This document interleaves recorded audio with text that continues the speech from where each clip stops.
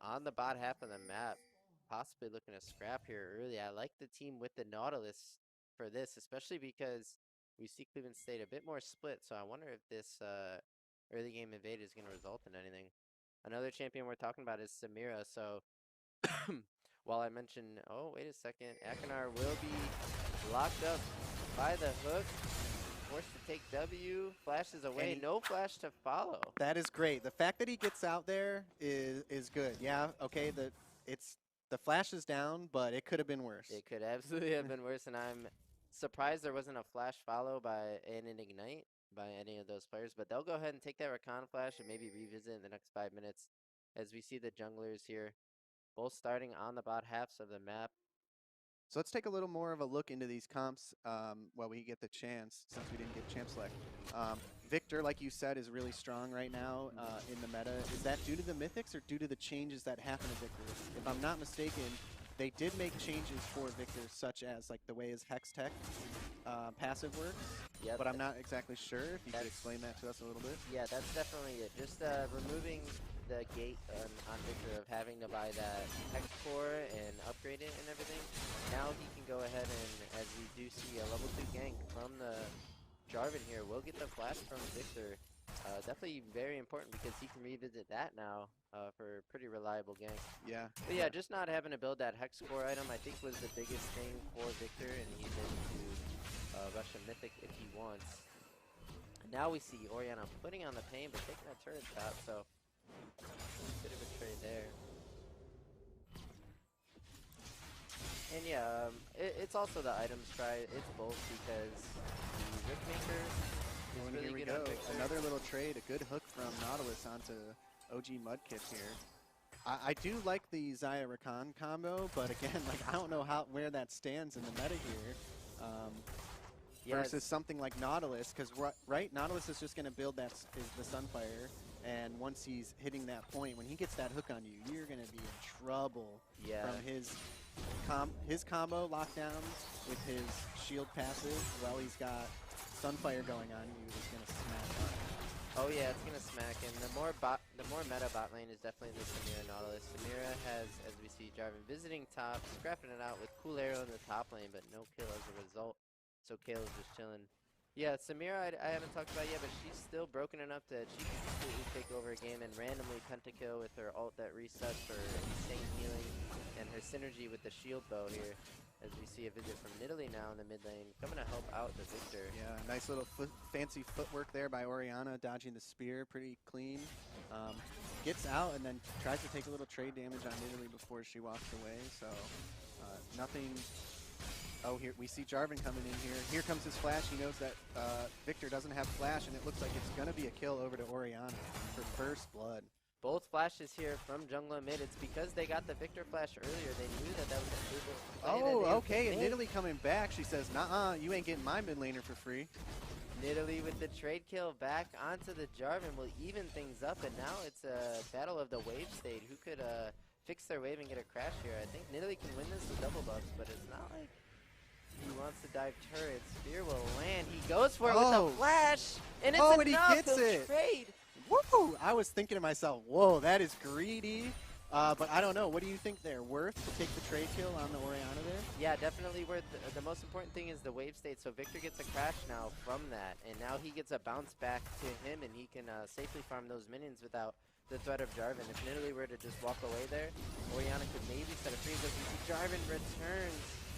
We are watching a absolute fiesta take place in the mid lane in the first 4 minutes here. And Nidalee running straight back to mid. There was no crash, so Nidalee needed... Oh, Nidalee died. Yeah, Victor needed to clear that wave and get a bounce before Jarvan showed up. But Jarvan too eager on the play. And we see He recognized that immediately and made his way right back to mid lane to punish the push. As we see Shen taking out the Kayle here. That's a matchup where Kayle, before she gets her range form, is quite weak, especially in the lane with Shen. If he lands a taunt, you're getting chunked, and you can never really box that champion as Kayle. So you really need to just stick out for late game on that champion. She is Giga busted, but that doesn't mean you could just take her in the lane and bully. Yeah, needs to play the long game here, down and farm, but that doesn't mean it's over. And we see here Nidalee jumped over the wall, maybe going to get a pickup on Jarvan while he's clearing his camps. And does. Okay, but now she's going to get pinned. Oh, but it hits the Krug, and now she's going to be able to make that escape because Oriana walked into try, so he does have a way out here. Yeah, Nidalee, an extremely nimble champion, and she's so versatile because of her mobility. She can get around walls easily. She can get out of danger pretty easily, and a great pickup from 0976 here on the Nidalee with all three of Cleveland State's early game kills. Definitely a champion they can look to play around, as she will spike pretty hard on her first mythic. I'm wondering what it'll be, and I'm hoping it's going to be a Ludens, but I'm not too sure what 0976 will build. Yeah, I'm glad to see the play working out the way it did. It looked like they were going to get she was going to get collapsed on there. Oriana was on her way down. The bot lane was coming in, but Oriana pushed a little too far over towards the bot lane, giving her the way out, going around the red buff camp and into mid from there. We see the gold is in the favor of TE so far here. Another hook going down on Akernar and taking like half HP from a quick hook. Wow. Yeah. I don't even, was that the damage from Samira? Yeah, so chunks that hard? When Nautilus tags anyone with CC, Samira gets to, I think it's similar to the Ivern. So it's like now that her auto pulls her towards them after a CC ability. And probably some bonus damage on top of it from the Samira. Not to mention Nautilus, after a hook, can auto and then reset it with a W empowered auto into an E. So Nautilus alone can really chunk ADs to half health, and is better yet with the Samira with him. We see Nautilus making his way down. I think he's going to get this hook here on, okay. Not going for anything. I think he recognized Nidalee was on her way down. Didn't want to make any too drastic plays where he could get caught in a 3v2 situation. If we take a look at the CS right now, we're pretty even across the board. Even in the top lane, which is surprising, we are fairly close in farm here.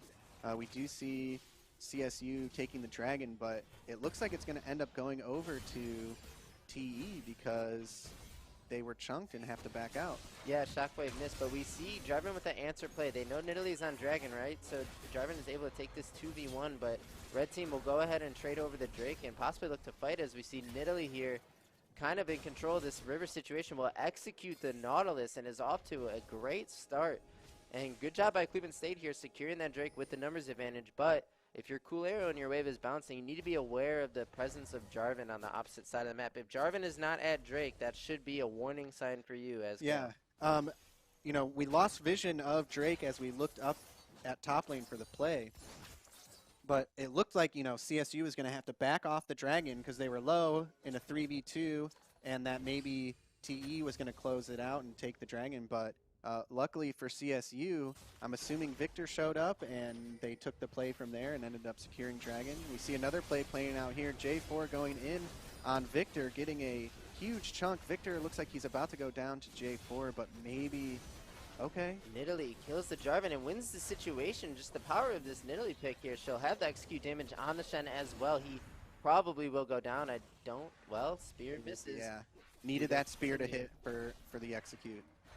But this play looks like it's going to result in a Rift Herald, which is great for the side of CSU. We take a look in the bot lane here. They're just getting a push going. Looks like maybe they'll crash and reset. I'm not sure. Try and take a couple plates. Yeah, but this is a bona fide 2v1 right here. They could look to dive the Xayah, but if she is level 6, she could just ulti to safety. And we see a bit of a contest. Shen comes in. Shockwave will hit Kale. Kale is under pressure. 0976 on the Nidalee looking to execute. Blue team will steal. Nidalee has to flash over the wall, and they will have to give that Herald over. A great response play by TE with the Shen ulti, sending members in to contest that play. And now Cleveland State have to split objectives, Cloud Drake for Herald, instead of getting both. As we see Rakan with the counter engage in bot lane, Mudkip looking to put the damage down. Nautilus forced to walk away, and as Samira ramping there, Cleveland State's bot lane did not want to continue. Nothing to come out of that play. Pretty even game so far here. Nidalee with all 5 kills for Cleveland State. Kill gold spread across the top side of TE. We have ourselves a banger here. For we do. It's only about a 900 gold lead here with a dragon for CSU, but Rift Herald for TE. So, like you said, a pretty close game, and I'm excited to see how it plays out here. Nidalee, with all the gold and the kills, really going to have to perform here in the mid to late game to take those kills and make an impact with it for her team. But like I said, with the new items and whatnot, what is the state of Nidalee right now for mid to late? I think Nidalee is a bit harder to pull off, but once you get this, you know, kill lead that they have, as we see a 2v2 breakout with Jarvan engaging on Nidalee, she gets the Kayle heal and the Kayle ulti, but is forced to run away right into the arms of Orianna, who will take that shutdown, and they'll look to press on Kayle, who has no ulti, is forced to flash and able to get away. I think Nidalee is harder to pull off in this meta with so many tanks going around, but what I was saying is if you can get the lead that 0976 has gotten, it is doable. You see he has the Night Harvester. His mythic is completed. He's the first champion in the game with a mythic, so eyes on him. So explain to us the Night Harvester a little bit, because I would assume I'm not the only one who is still lacking the full understanding of the new items. Sure, the Night Harvester gives you bonus damage on abilities landing, I think maybe just on champions, and a bit of move speed. As we see Shockwave hit mid into the Jarvan EQ, that's a dead Victor. He will go down. Orianna off to the races here with the help of the Jarvan. But Night Harvester basically just bonus damage and move speed on abilities hitting. So the Nidalee Spear hit, 0976 will get some move speed as well, but it's not enough to deal with these two champions here. Yeah, at the very least, she does get the Herald, so not going to lose tower here off of the kill they got on Victor, which is great. We do see J4 looking to clear some wards in the river. He's about half HP, but it's not a good scenario for them to be trying to make any sort of plays in. Shen ult looks like it's coming up here in, you know, maybe the next 10 seconds. And a really nice Jarvan EQ into Shen taunt will dive mid lane and kill the Nidalee that was there just covering for XP. Nidalee too low of HP, not enough mana, and no flash. Makes that a pretty easy play. And this Jarvan has been incredibly active, not only setting up his Orianna, but chaining CC with the other members of his team to lock down 3 kills. So we see J4 here making his way into bot. Probably going to try and make... Okay, I was going to say, he's going to try and make a play off that hook. Hook misses, luckily, and no play is going to be made. He's making his way back into...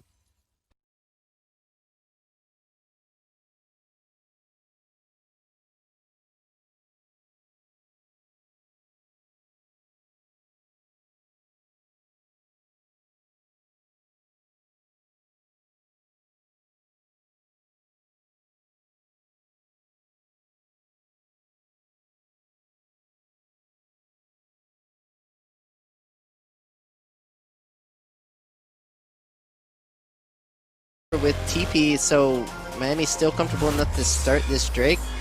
They need and here, like I said again, Cassiopeia out by herself. Just reckless going in, and here comes the pop blossom.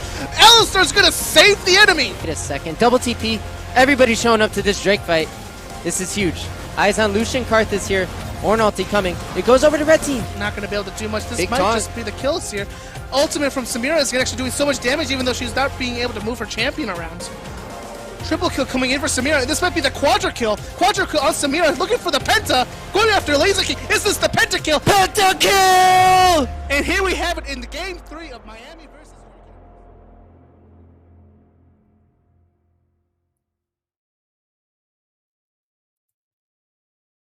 Good morning and welcome back. I'm your host, Holy Boxers, bringing you day 3 of the League Saturday Series Qualifiers, live from One Life to Play Gaming and Esports Lounge. Now, our first team that qualified for Season 2 of the LSS was Mad City in Week 1, and Week 2, just last week, it was Mingos. Now, today, we're going to find out who our third qualifying team will be to play in Season 2 of the League Saturday Series. Now, as always, whoever wins today will receive a bounty on their head, which is currently on Mingo's head, a Monster Energy prize pack, and these amazing winter LSS shirts that I'm modeling here for you today. Now, if you love the shirts as much as I do, but you don't want to qualify for LSS, you can buy this shirt. That's right, $15.40. Right now, through December 11th, our Black Friday sale is still going on, 30% off all apparel and 15% off all hardware. You can find that at onelifetoplay.com/shop or come into the lounge, 6070 Broadview Road in Parma, Ohio. Now, I know that we all want to get into the game, so I'll make this quick. I just want to touch on the bounty just so you guys can understand kind of where it's going to go today. I'm pretty sure that Mingos is playing today, which means if they play and win the first place spot again, they win the bounty on their own head, and the second place team of today will qualify for Season 2. Now, if Mingos loses and another team takes first place today, the bounty is wiped from their head and placed on that winning team's head. Without further ado, I'd like to introduce our guest casters. We have Jin and Chief Chirpa joining us live from home today. So guys, thanks for joining us.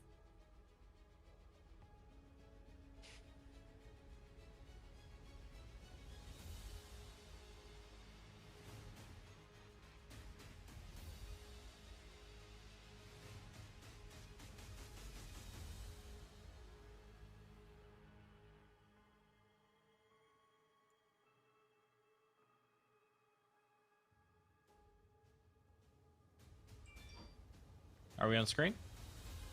I think we're on screen. Yep. Yeah, it's not reflected in our view here, but hello. I'm Jin, and you want to introduce yourself, Chirpa? Purple. Even though I just did for you. Alrighty. So, anyways, thank you for the introduction, Holy Boxers. So we are guest casting today in place of Diddy and Trifolge. We have 3 games today so far. First going to be Big Dogs versus CSU. I'm a CSU alumni per se, so this is going to be interesting to see. I haven't seen much of their new roster, so that's probably the match I'm most excited for. It's the first one, so that's good to hear. I'm not familiar with any of the other teams, though. I know that this is a new season of LSS, but I haven't had a chance to tune in, so this is going to be a big question mark on what I'm going to see today. Yeah, I'm excited to see what these teams have to bring to the table. I'm not familiar with any of these teams, but I feel we'll get a very nice introduction to how these teams play. Yep, and as mentioned, there are 2 qualified teams so far. First being Mad City, second being Mingos. Mingos is playing today, and as mentioned, they have a bounty. We'll see if they make it all the way through the end to claim that, or if someone takes it from them. To qualify, though, one of the teams that have not already need to make it to Game 3. If, let's say, one of the already qualified teams like Mingos makes it to Game 3 today, and they win, whoever's second still gets a qualified place, or takes one of those qualifier spots. So that's what they're playing for today, to get to Game 3. Right now, the first match, both teams haven't qualified, so they are fighting for that spot. And as long as one of them can take down Mingos in Game 2, they guarantee a chance to take that qualifier for today. And I believe we have one more qualify series coming up, because I believe there's supposed to be 4 teams if I'm not mistaken, and right now they're at 2. So that's what we've got going on. And they are still forming, I believe, in the custom game lobby, so we should have champ select here coming up shortly. I do have, let's see, I do have some chat open up on the side, so we can take a peek at what people are saying.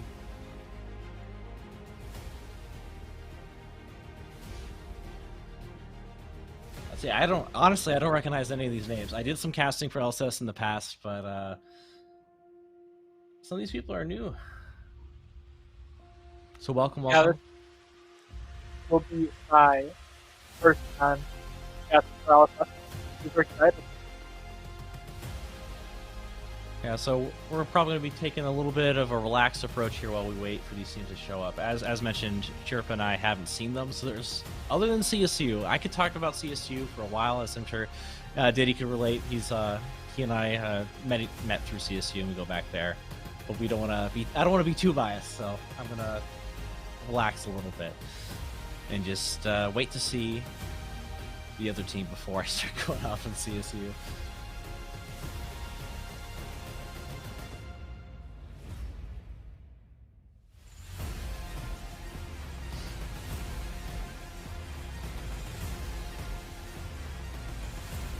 Now we do have a change caster view here, so we're just waiting. Hopefully we'll see a lobby soon. Yep, and there we go. All right, so we are in lobby. Looks like teams are fleshed out on both sides. So CSU is going to be blue side this game, and Big Dogs are going to be red side. with everyone in spot, it looks like we should be ready to start any moment. Yep. I'm excited for this draft. I feel like there is a lot of very priority picks, huge priority picks that need to be picked up in band that Brave again MS. These picks just need to either pick your band and will decide how these teams goes. Yeah, they are readying, it looks like. At least CSU has. I can't quite see just the way the screen's fleshed out if the other team ready too. So we are just about to jump into draft. With preseason, the previous batches so far, there were picks like Jin, who was always snatched up. Some of the hyper tanks were insane with some of the new mythic items. Tuned a little bit, but they're still pretty strong. Victor was a pretty popular pick for a while, and there are nerfs coming up for him, but I don't believe that has hit yet. So there's a couple of interesting options that can come out. I myself play top lane, and tanks are all the rage right now. That's probably what we're going to see there. It may make me a little bit disgusted to see it, but I'd love to see some people flex with some carry picks. That'd be cool.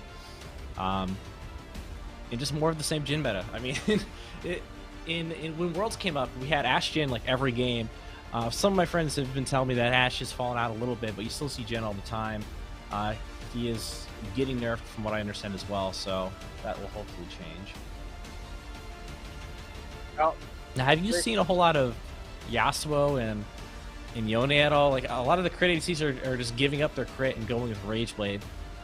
How do you feel about that? I feel like a lot of Yasuo and Yone players have been trying to back off really the fact that crit is a little bit weaker during this preseason. And really the only build for them is the Ginsu's Rage Blade, which has been nerfed. The bug fix has been hot fixed.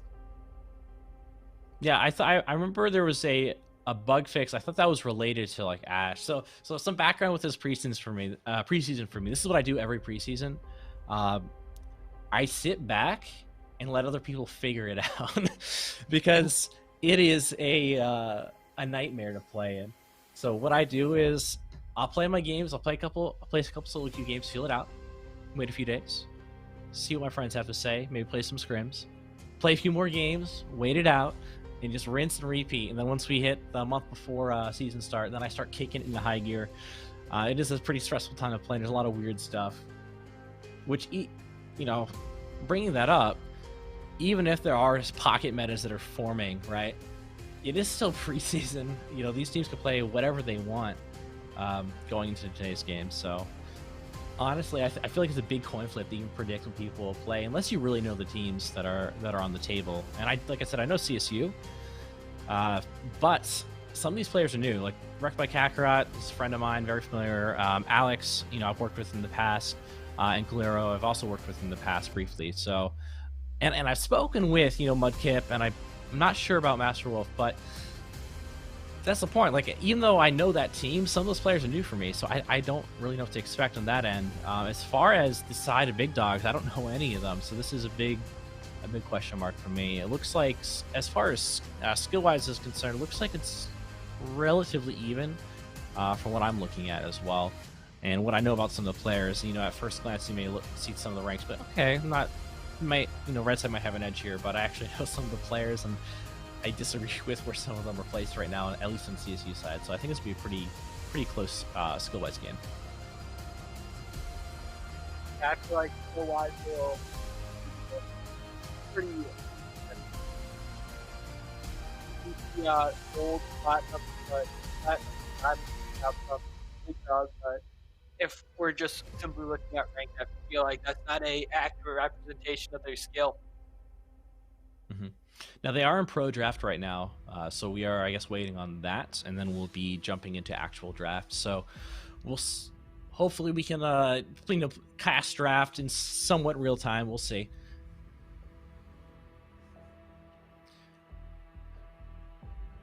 But that does mean that we are very close to starting. So we will have our pseudo live draft here in a few minutes, if that, and then we'll go into our lovely 3-minute spectator delay. Very exciting. Yep. I I'm very excited for this. I wish we could get a tournament room without the 3-minute spectator delay, though. Yeah, the One Life to Play, tournament room and their cast room is really nice. It's really cool to play there and cast there. So it's a shame circumstances are as they are, but that's just how it goes. That will change hopefully in the near future, but we'll see. Teams are R-ing up again, so it looks like Pro Draft has concluded. So we're going to be jumping into actual stream live draft here. So again, it was pre-done. We'll see if they pick directly in order, if they give us some suspense to work with. But yeah, we've jumped in the draft. Blue side is banning, which is CSU. We'll see what they go with first. Yeah, I'm very excited to see what this draft pulls out. Kali Yeah, hopefully some random stuff. Yep, Akali banned away first. She's pretty disgusting right now. She's pickable even in top lane when traditionally she wasn't. Into immobile melee like bruisers and even tanks. She can poke them out, sustain through the rune setup, or I guess rune itemization, even though they're not really items, and just kind of lane kingdom topside. Nunu, Ezreal. Okay, Ezreal's super safe. Nunu, I don't know how meta he is, but in the scrims I played, the team I play for, our jungler plays a lot of Nunu. It's been okay. And Shen's always a safe pick, so we do see that come out. I don't know, that's Yeah, just not. I'm not sure about that. Again, it is preseason. Maybe they know something we don't. At the same time, it could be comfort, right? I didn't. Full disclosure, I didn't scout both sides. I said enemy team as if I'm on CSU side. See, that's what I'm talking about. I gotta curb my bias here.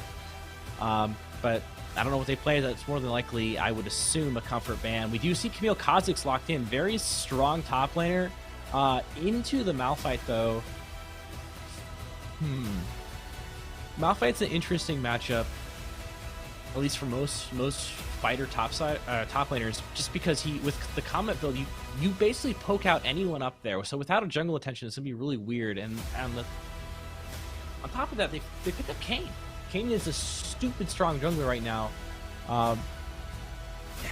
We'll see. I mean, Camille Kha'Zix can totally win that 2v2. It just depends on how much of a HP advantage they have going into 6. And we do see Syndra Zoe. I believe it's Syndra favored. How do you feel about that?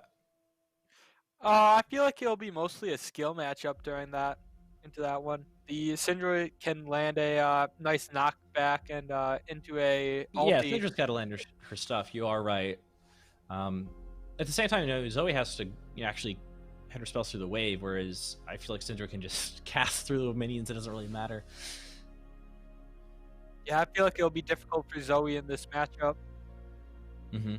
And we do have topside bans coming out for second round, as I guess they don't think that Malphite's top. I'm not sure why they ban Ornn. No, oh, you know what? They picked in order, duh. Yeah, I'm sitting here thinking, like, why are they banning topside round 2 when their top laners are picked? Well, there you go. So it was a pro draft champ select, right? So they picked them. They picked their own champs. They banned in order, picked their own champs. So some of the suspense is lost there. But we are going into our spectator delay here. All right, so Chirpa, give me the rundown. Just on teams alone, who do you think has the edge going into the early game? I feel like early game, we're looking at it. Malphite is going to be pretty scary running Comet. If he has to run Comet into the wheel, that will probably be a poke lane for him. Will look very, very yeah, so they have some pressure topside, but you look at the rest of the map, right? I mean, how do you feel into Kayn versus Kha'Zix? They're not two super strong early game junglers, but Kayn's really good at counter jungling early. Assuming that they know where Kha'Zix is, he could definitely just start taking over some of Kha'Zix's camps, and there's not a whole lot I feel like he can maybe do about it unless he calls up Pantheon Camille. So, I mean, like you said, top lane's pretty poke heavy. Jungle, we'll see. He is from a very scary flat killer. He is not just farming to kills. Well, what about this bot lane, though? I mean, you do have, Pantheon walks up and stuns you. You're forced to use sums or flash away after the CC ends if you're not already dead. And the same thing with Morgana. If she hits, say, a binding this lane into, the the pull into Jin W. Like, that's a ton of poke. You eat 2 of those, you have to recall. There's a lot of poke, I would say, on CSU sides, right, with the Malphite Jin Morgana. But then you also have the Big Dog's bot lane, which is a pretty explosive duo in terms of damage. Oh yeah, for sure. It's gonna be an all-in lane indeed. And Lucian Pantheon will, there, like you said, has a very explosive combo. But we need to take into account the Morgana Black Shield. Yes, if you can react to the Pantheon stun, that is true. It's not going to block any of the damage, but at least your carry won't be stunned, and you don't have to, take the coin flip. All right, I'm going to flash away and live if I don't die during the 1 second CC, because even though it's a brief CC, Pantheon has a ton of damage in his kit, so you're absolutely right. If Morgana can hit those black shields, on react, they don't have a whole lot to worry about down there, but it is a little scary. Yeah, it's gonna be a scary lane for Jin Morgana, especially with Jin being such an immobile ADC, no movement ability. The only problem I see looking at these comps is I'm a little concerned about the engage on Big Dog's side. I think that it really is just going to be Pantheon finding someone and soaking up all the damage with the Z, right? Finding someone, get the stun off, soak up his damage with with the Z, and hopefully the person he finds is enough to bait a fight. But a little weird. You could argue Camille can just E in, but then she may just get blown up right away. I think maybe Camille E's in, gets ult on somebody, and Pantheon ults right on top of her to create some space, but it's a little awkward. I think they really just want to split the map and just kind of flanking them CSU. Whereas CSU, they're very poke heavy, but at the same time, they still have that engage tool in the Malphite, so they have stuff to work with. They have some tools that fit outside their comp that allow them to do a little more than they normally would be able to with the what they drafted. So I do think in terms of options, CSU is a little more available to them, but just looking at the laners like the Syndric, really strong solo killer, Camille, really strong side laner solo killer. Their bot lane is tons of damage, so I really think the early mid game here is going to be super important for Big Dogs. Yeah, I feel like early game is going to be monumental to see what goes on here. Looks like we'll be loading into the rest in just a little bit. The sector light will be as taken down.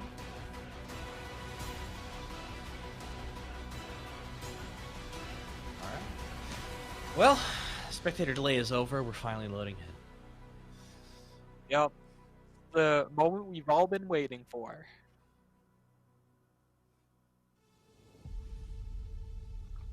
Give me 1 second. I'm just going to type out something here, and I will be back with words.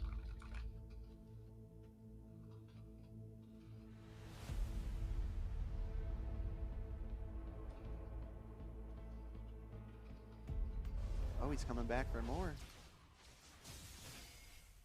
I'm guessing, here they're really looking to get their bot lane out of bot lane at this point in the game, making their way into taking these dragons and bot tower and get the team, or get the bot lane moved into another lane. Yeah, that could be ideal for them. Oh, boy. Yeah, big spear damage here with the Night Harvester. Kind of says no to that Drake thing. Yeah. On a Kinda Nautilus, showing the too. damage. And looks like TE will just disengage from the Drake. And yeah, you want to get your bot lane out of there, but when you have an Orianna that is on her Mythic now spiking super hard, there's actually no problem in keeping the Ori mid with a really nice wave clear. If you're giving her blue buff, she can kind of hold it down. If anything, if the Samira Nautilus were to take bot turret, they would maybe want to rotate into top lane and look to get that outer as well. If you have such a strong piece in this Orianna here in the mid, you don't need to remove that too early in the game. You see another Drake start here from TE. Cleveland State will have to suss it out quickly. Yeah, so this is the sneaky Drake here, but it looks like they are going to get vision of it here, and J4 might have to just dip. Oh, here comes in the Shen ult. Going in with the ulti, getting... Oh, boy, this is going to play out to be a good fight for TE, taking out Rakan there. Have loaded into their respective fountains. The barrier's up, even though we can't see it, but it's about to drop in 3 seconds. And teams are out for the races. So, it looks like CSU is spreading out for a 5-point, whereas Big Dogs, I saw them all funnel towards bot side. Right now we do have Fog of War on, so give it a moment here. But this could be interesting. With the 5-point fan, if Big Dogs is opting to invade, they're going to find someone alone. It looks like Ratchnar did spot out the Pantheon. He's falling back, as he should. Jin's retreating outside of the red buff area. And CSU answers with an invade of their own, so that's good. Get some vision down. If they're going to just take the red, you know, CSU might as well do the same. It looks like Kane maybe was going to start topside anyway, so this works out for him. Not sure. The 5-point could have easily went down to a Kane red start, but I'm not sure. Either way, they're looking to handshake their red buffs, but Big Dogs actually didn't opt to stick to the invade, so Kane's actually going to get a buff lead here and potentially a three buffs to 1, which would be insane for him. Yeah, or he could also opt to start Raptors of Big Dogs. Yeah. I mean, either way, I think he's going to take the entire top side while he's up there. So, you know, if Kha'Zix realizes this, somehow he may just split the map. We'll see.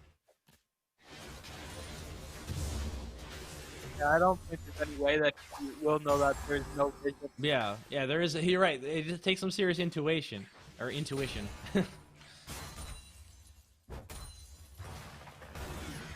does look like Kane will be starting on Raptors, going right into the enemy red buff. Yep, so he is taking over that entire enemy topside jungle. Kha'Zix has opted for a full bot side clear of, at least on his blue side right now, so he will move up from the top side and find that there's nothing left. I expect Kane will just rotate to his blue buff, take that. So if Kha'Zix wants to invade and take anything, he just will walk all the way back down and then through enemy red side, and by then Kane will be down there as well. So this is looking at like a really good start for CSU from an economy-wise. There's a flash again from an early W from the Pantheon. That's exactly what we were talking about in this game. Like, if the Pantheon jumps on this gen, you either have to block or die. Yeah, we did see a brief trade in the mid lane there. Kane's looking for a gank. Zoe flashes onto Syndra. She falls asleep. I don't see much coming from that, though. Oh, the Ignite comes back out. Kha'Zix with the counter here. Oh, yeah. Here comes Kane with the counter gank.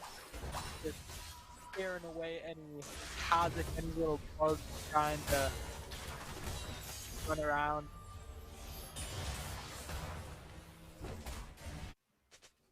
I'll fight Izuum topside, so that poke is going to fall off here. He does have 2 corrupting potions available. I don't know if that's enough to sustain him all the way through. Junglers are face-checking each other here. Kha'Zix is chunked out right away and is forced to retreat. Yep.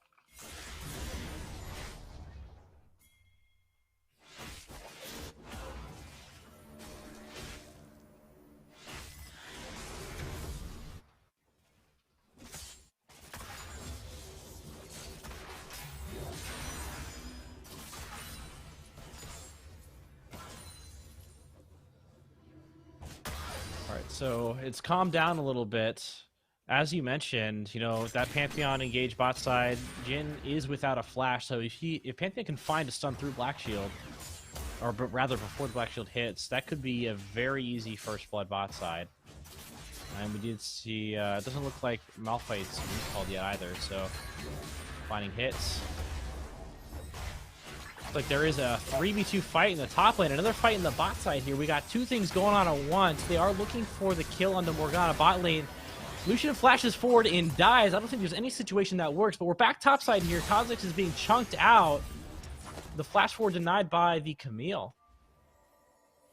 Oh, that was so close to becoming a kill top lane to enter this Kha'Zix.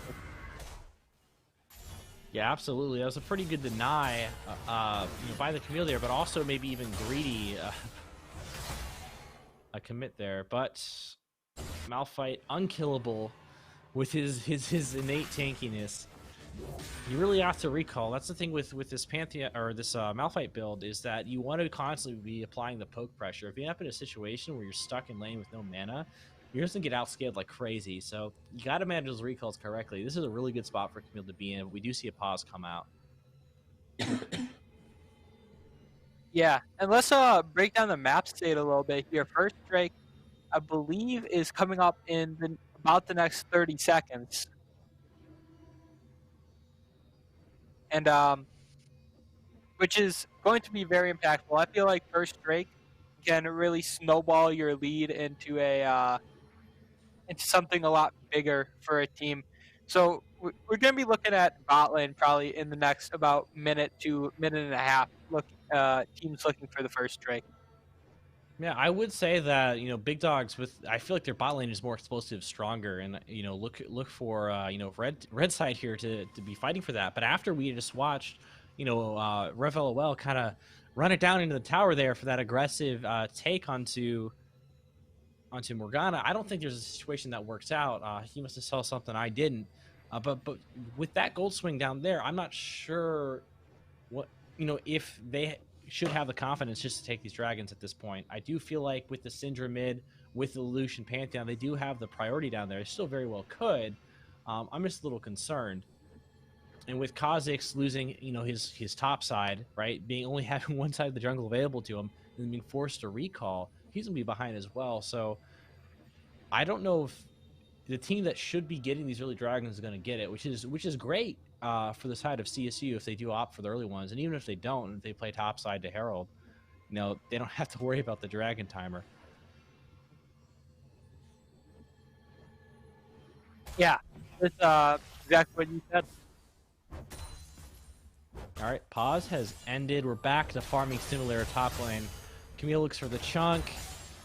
I guess you take that tower shot, it's fine. Doesn't really matter. This Malphite needs a recall. He's gonna get though. Yep, and there it is.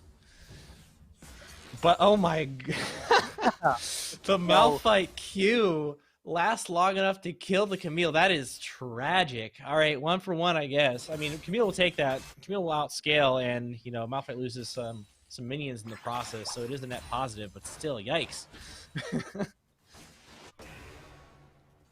That is unfortunate. You hate to see it. You hate to see it. Big Stun coming out in the Zoe. Just a chunk. Mid laners are not level 6 yet, so it doesn't look like Syndra can look to transition that into a kill, but good damage nonetheless. Keeping that Zoe around the half HP mark, because as we approach level 6, we do see a cheeky bush snipe onto Mudkip. Gets blown up right away. Not much you can do. The flash is still down from that early trade. Yeah, that is some cheese and GM right there.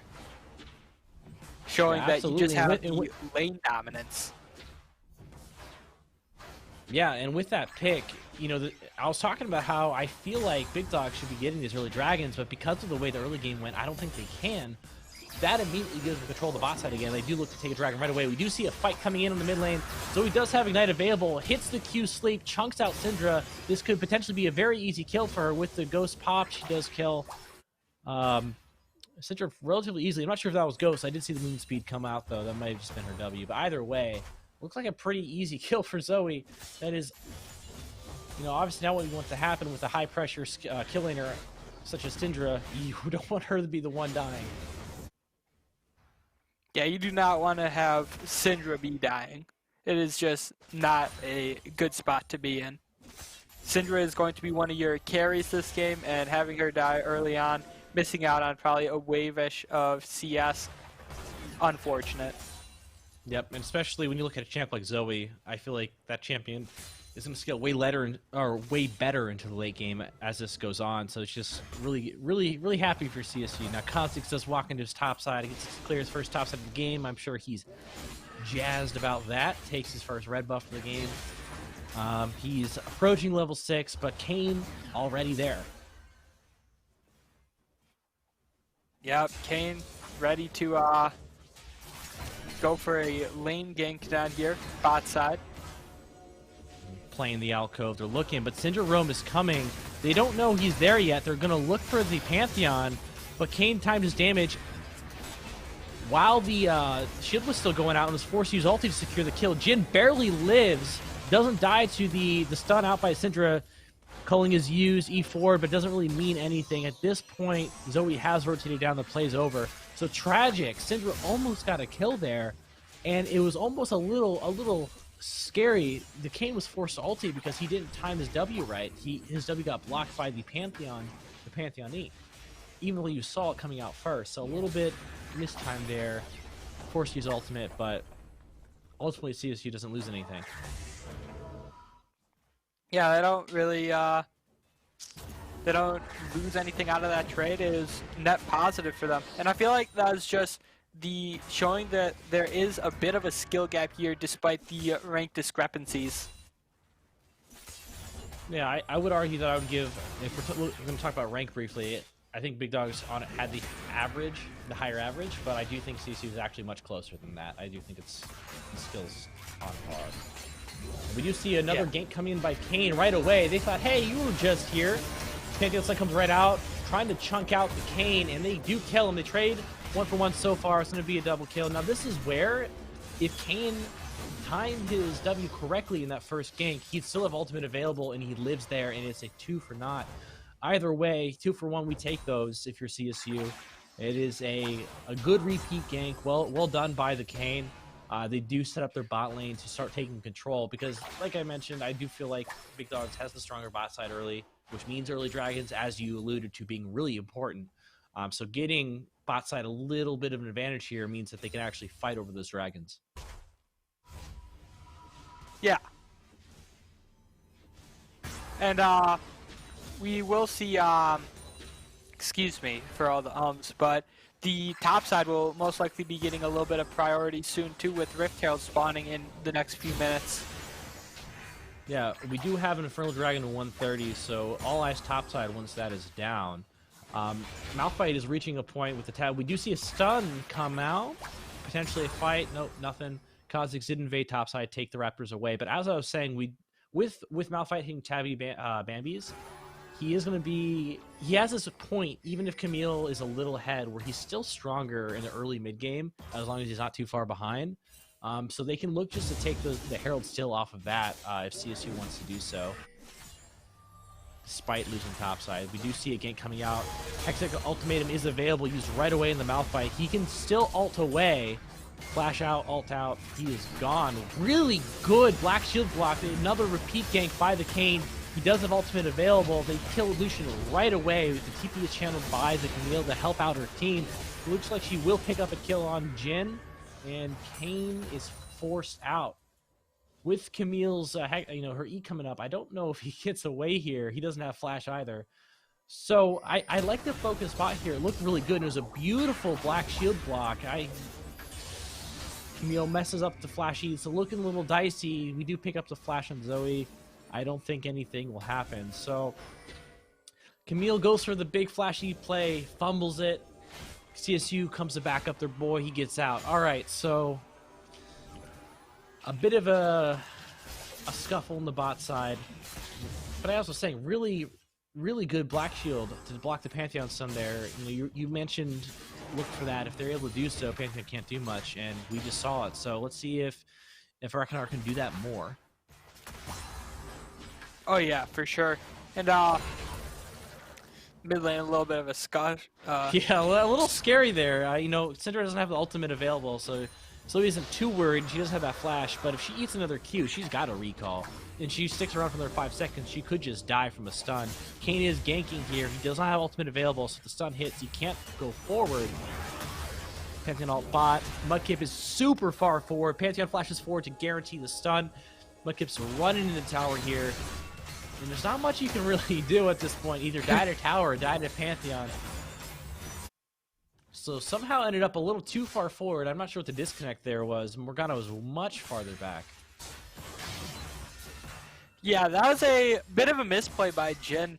Getting a little bit too greedy in lane, not knowing where his lane partners are. Probably assumed that they backed, but obviously did not.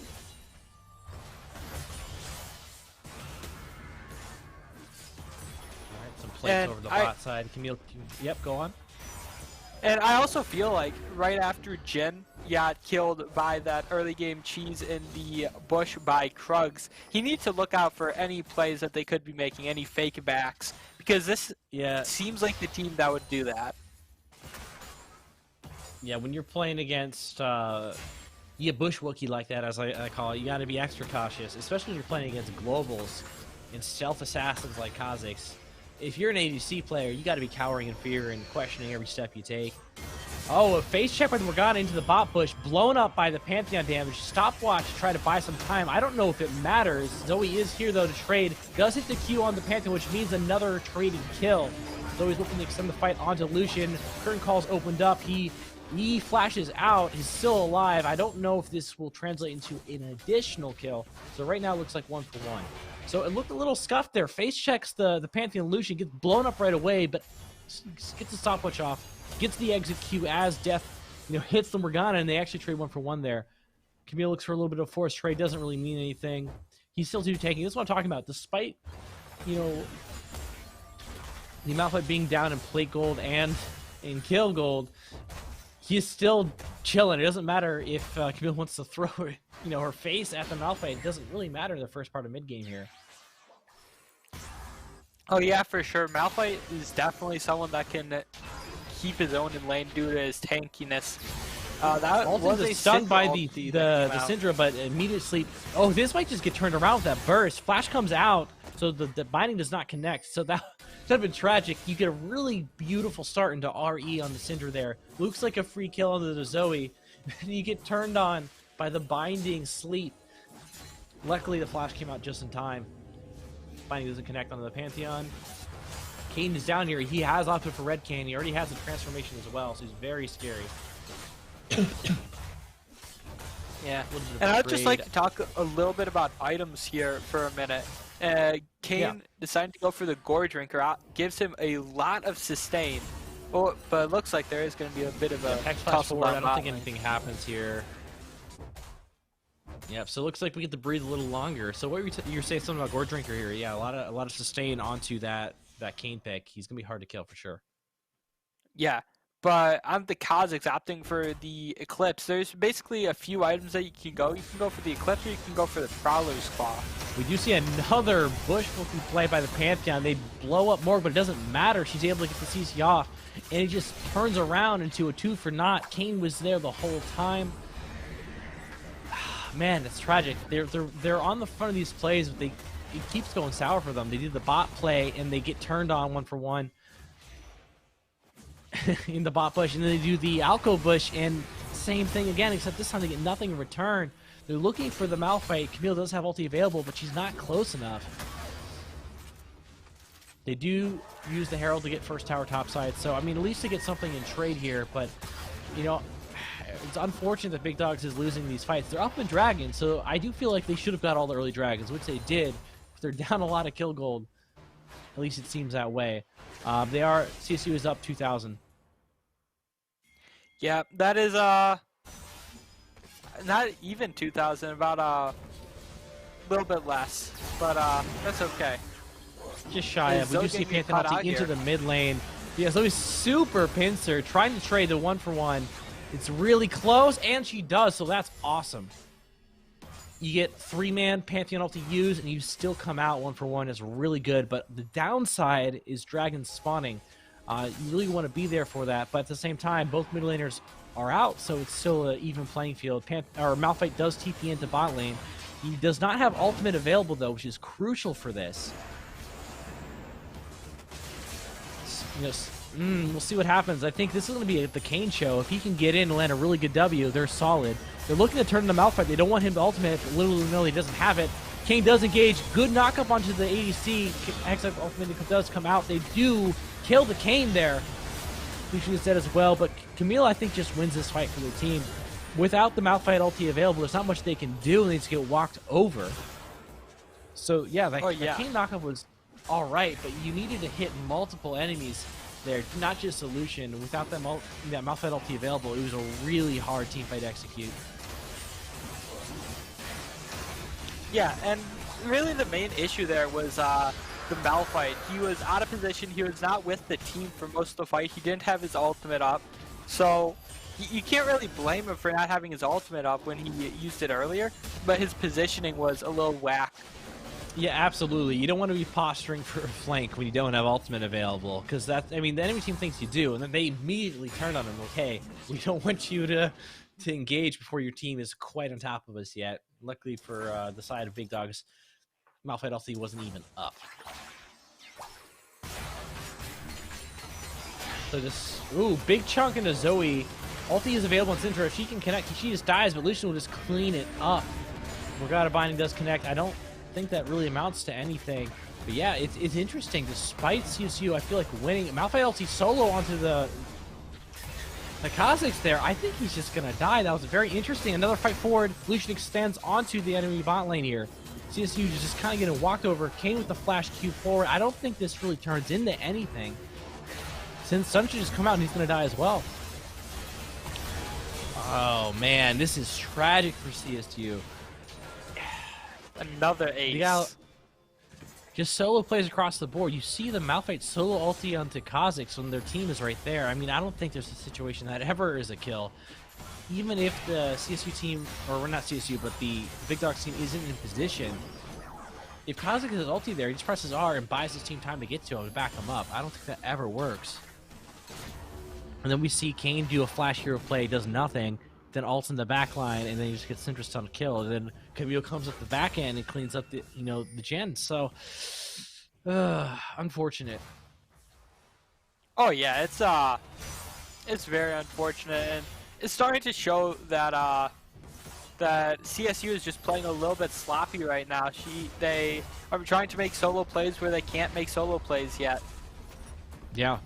I mean, props to Big Dogs, for capitalizing on those mistakes.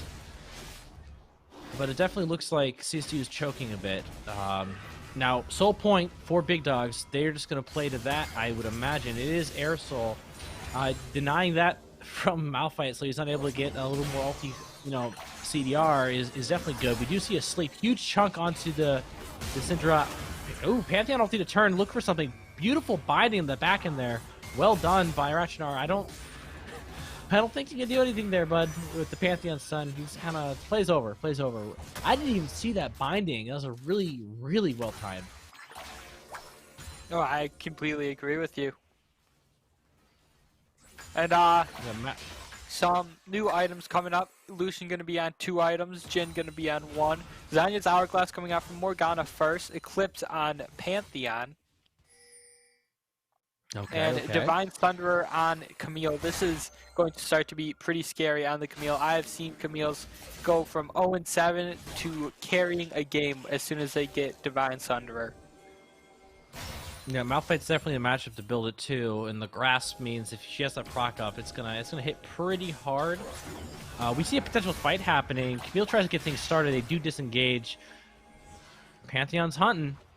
I don't think anything happens here though. They managed to get out. Malphite was nowhere near though, so that fight blew up right there. It could have been a little sketch. Binding does connect onto the Pantheon. Shield is blown.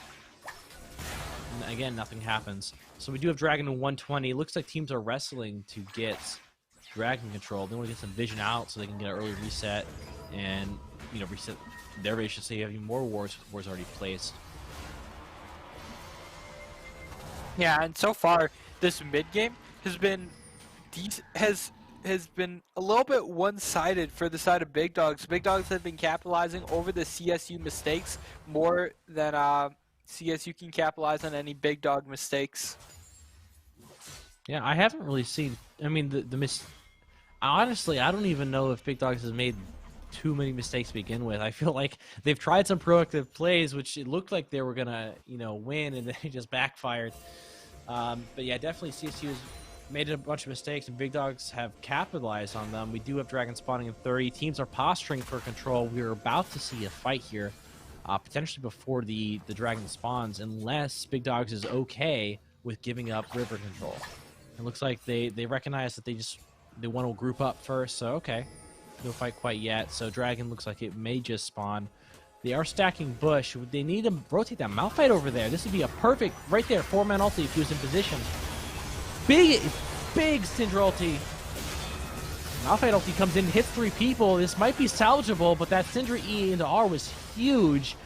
and I don't think it really matters. Backline is chunked out though. Kane is full HP, as is Zoe. If they can catch the Lucian here, I think that's just a dragon for the side of CSU finally, but a split fight going on here. Kane does come back over to help out the Zoe, but because they split there, Zoe got chunked out, and it's really hard for Zoe to fight. Sleep does connect onto the Kazakhs. Kane is trying to stay alive, but does not have ultimate available. Oh, man. Again, like, they look kind of good for CSU, but they split up. Lucian just was happy to beat on the Zoe 1v1. And then Kane realized he had to go back over, but then it was too late. Without ultimate available, he couldn't sustain up that fight 1v3. And it looks like it's just going to be Dragon Soul. TP comes in from the Camille, it looks like. Maybe it's Syndra? No, that is Camille.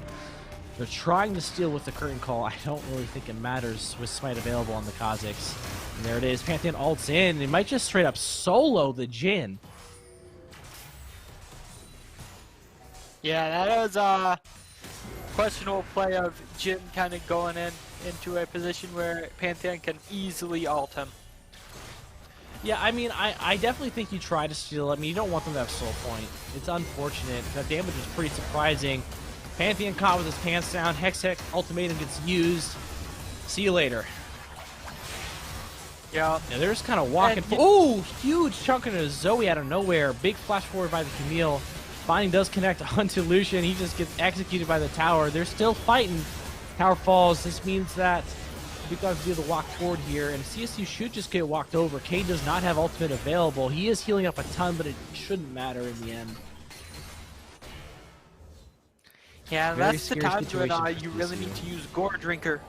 When it's those 1v3 plays, you can really out-heal what they do with a nice Gore Drinker active.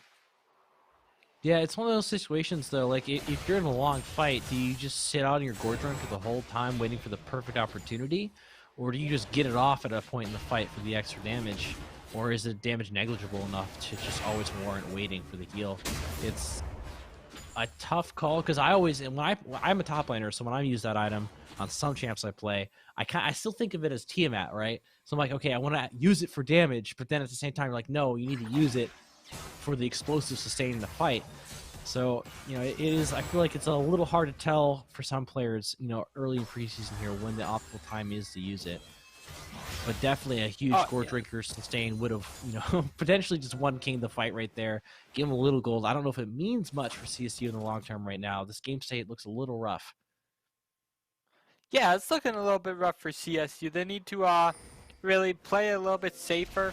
There is Cloud Soul already for Big Dogs, which is not advantageous. And see, I'm not even going to cast that, because who cares if you hit the Q in the sleep on the Pantheon? You're not going to kill him. Big Dogs is way too ahead right now. If they went for that, that just means they just get ran over in the jungle by Big Dogs. They got to know where everyone is with 100% confidence. Have Malphite ready with the gas pedal nearby and just blow everybody up, hopefully. Which is interesting, because they are a poke comp, right, CSU? So I think the only way this works, Malphite gets an insane ulti into an insane, like, 3-4-man King W on top, and that will give them the damage they need to win that fight, but it's just really hard to find that. Yeah, it's going to be very difficult for CSU to come back, but they just need to find the right place, find the overextensions, find when Big Dogs get a little bit greedy. Absolutely. Eyes are on Baron, it looks like, for CSU. Trying to get some vision down. I mean, they don't have map control, so it'd be nice to know if Big Dogs will start it so they can just take it. They're actually trying to see if they'll face check him. They're actually being proactive here. Big Dogs is not in position to help their team quite yet, but Camille does E out and sidesteps the King W.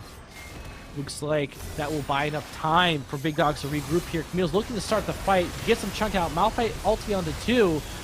Calling on the side here. A lot of damage from both sides here. Camille does drop as well, but Mudkip dies in the back off screen to Kazakhs. This is just an over fight again. Advantage goes to Big Dogs. They may just run it down mid or just off for the Baron. We'll see. Looks like mixed calls here. What will they do? All right, looks like they opt for the Baron. Looks like there's a little bit of a disagreement. I think this is fine. they can. I mean, they're so ahead. They just use this to break the base. I mean, they could have done inhib and then risk a 50-50 at Baron, which is like, why bother? So I think the Baron call why is definitely the one to do. It does look like Kane's Syndra's trying gonna to. be. That hurts to see. Yeah, tilt might be settling in. Who knows? Either way, this is a pretty hard, borderline unplayable game for CSU. They really wanted to be in the driver's seat to, with these Malphite engages, to set up sieges with their poke comp, and with Baron on the play, poke comps just kind of die with Baron taken. Oh man. I mean, anything's possible. I mean, CSU can hit, assuming they hit the God combo, I mean, they will win a fight. It's just really hard to find those. Yeah, with over a 10k gold difference right now, usually I like to call a game unwinnable at about 10k gold, because that's the point in which like you're snowballing pretty hard, and it's kind of hard to throw the lead by then. It's possible. So the question comes down to, can Big Dogs close it out, right? Are they going to choke 10 gold lead? I don't know. I really doubt it, but let's see them execute this end cleanly. Assuming CSU recomposes here and doesn't face check randomly. Zoe looks like she wants to, though. Kha'Zix eased forward onto the Morgana. Black Ship comes out. Pantheon Sun disconnects. They're looking for the fight. I don't think you do this. They have to back up the Malphite over here. So ulti onto the Kha'Zix. He doesn't actually hit another. They blow up the Kha'Zix right away. Do they have the damage to actually win this fight, though? Big Camille Q onto the Zoe. And huge Syndra ER under 3 people get blown up. This is going to be Big Dog's fight yet again. I don't think you look for that. I really don't. I think you want to sit in base, wait for them to try to siege, and then hit them while they're grouped. Oh well. Yeah, I completely agree with you. Regardless. It was just like misplays. It's small misplays, and I feel like I don't want to put the blame on anyone, but this Malphite has been making small misplays by going in, ulting solo, and just kind of missing opportunities to get the bigger team fight ultis. Well, yeah. I mean, he is a crucial piece. You do want those ultimates to be hitting correctly every time, or being used for high value situations. So I mean, that was an issue, but I mean, there were also other issues on the side of CSU that game. But at the same time, every time CSU makes a mistake, and they are punishing them for it. So it is good on the part of Big Dogs, really well played by them to punish all those mistakes. You don't want to let those go unanswered. So GG is over to the side of Big Dogs who do advance to game 2. They will be going up against Mingos, the reigning champs from last week, the already qualified team with the bounty. So if they do win, they will take that bounty for themselves, go into round 3 of today, and looking to potentially fight for that qualifier spot. So I mean, how do you feel about the game? We already kind of touched on it, but what are your thoughts?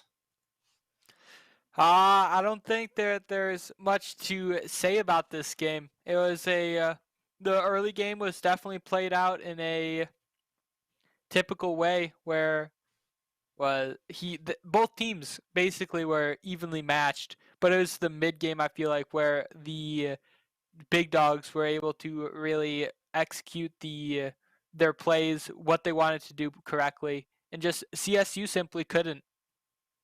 Yeah, we did see Big Dogs actually fall a little bit behind. Really good jungle pathing by CSU early, and some unfortunate misplays by the Big Dogs bot lane. But then they bush Wookiee, cheese it up, guarantee a secure dragon, even though they kind of threw away that advantage they had. And then same thing, they fell behind again bot side, but then they made another really good cheese play, get another dragon.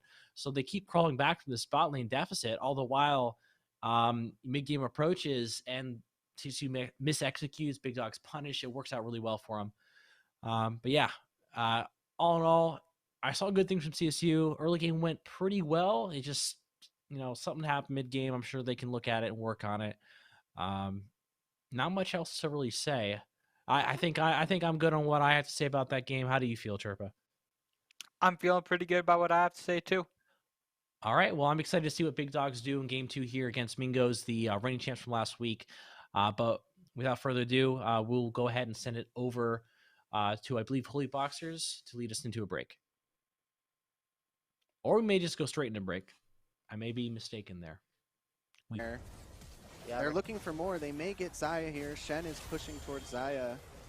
and the Samira ulti damage heals through the Nidalee damage, and it's just a complete wipe for the side of TE. We still have a Shenton here on the Zaya, who probably was not even participating in that fight. No, the whole entire time Shen had her zoned all the way into the back of the jungle, which is kind of what I was focusing on as Samira was picking up kills. And the Jarvan engage here, we're seeing the reliability of the Shen ulti along with the Jarvan engage. Just the pull trigger, you have a Nautilus as well and the Orianna. Too many engage tools for champions like Victor and Italy to really play around. They have to be a bit more careful with those skill shots here. TE drafting much more reliable CC in their draft than Cleveland State, and it's starting to show when we have these Drake fights here. Gold's pretty close, but it just seems like TE can pick the targets easily, target focus, and win the fights. Yeah, we're at about a 5K gold lead, and Nidalee now 5-4, so kind of losing her lead here, but we still have the hopes of Kale. She could go into that late game and become just how Kale is really force. supposed to be played. Just a force. So we'll see how that plays out. It's absolutely crazy as we see Akinar going in, knocking up the Nautilus. They're going to take a 2v2, but the DP comes in. They'll disengage it. Samira with the re-engage, looking to get some damage down. Will drop ult. Akinar jumping in front of the Naut hook here. Stopwatch. Using stopwatch. A bit of tricks here from Akinar, and they will get the shutdown. Goes to Zaya. And the emote spam, the mastery spam here, level 7. Here comes Victor, though. Victor a bit late, but really well played by the Cleveland State bot lane to finagle their way out of the TP and even secure themselves a kill. That was some quick moves here from Akinar on the Rakan to salvage a play here for Cleveland State. And we see Kale is pressing. This is a 2v2 situation as of right now. Nidalee able to just hop the safety. Do they look for the combo? Jarvan gets speed from the Orianna. Will EQR? Shockwave forces the flash of the Nidalee. Great flash, though. Getting out just in time so she doesn't give up a kill there. Maybe J4 and Orianna going to look for Herald here now that they know Nidalee has no flash. But we do see the CSU bot lane making their way into mid. So if there is something going on at Herald here, it's not going to be a even fight for TE. Shen still does not have ult and no TP now, so. That's right, in the mid game starting to look like it's going to the side of TE, but you still have the pieces you mentioned, Tri, that are really important. That's Victor and Kale both get really crazy once they complete their second item. We see Kale working on finishing her first. That's going to be a Rift Maker. This gives you bonus true damage in extended fights. Percent health true damage that ramps over time, so Kale can get hitting when she's, 11 plus with that AoE auto attack, can absolutely shred teams. You add an Asterisk to that, and she just randomly starts two-tapping everybody. It's really crazy. So I'm excited to see. I'm feeling a bit rusty here as we watch. I'm taking a look at the list of items. I'm not recognizing items. I need to, get my book out and do a little bit of studying this week. Definitely. I mean, a lot of change. A lot of players, when they first see the new items, are completely thrown off and just, I think, a bit afraid of change, right? Like, oh my God, these icons look silly and this and that, but I like it.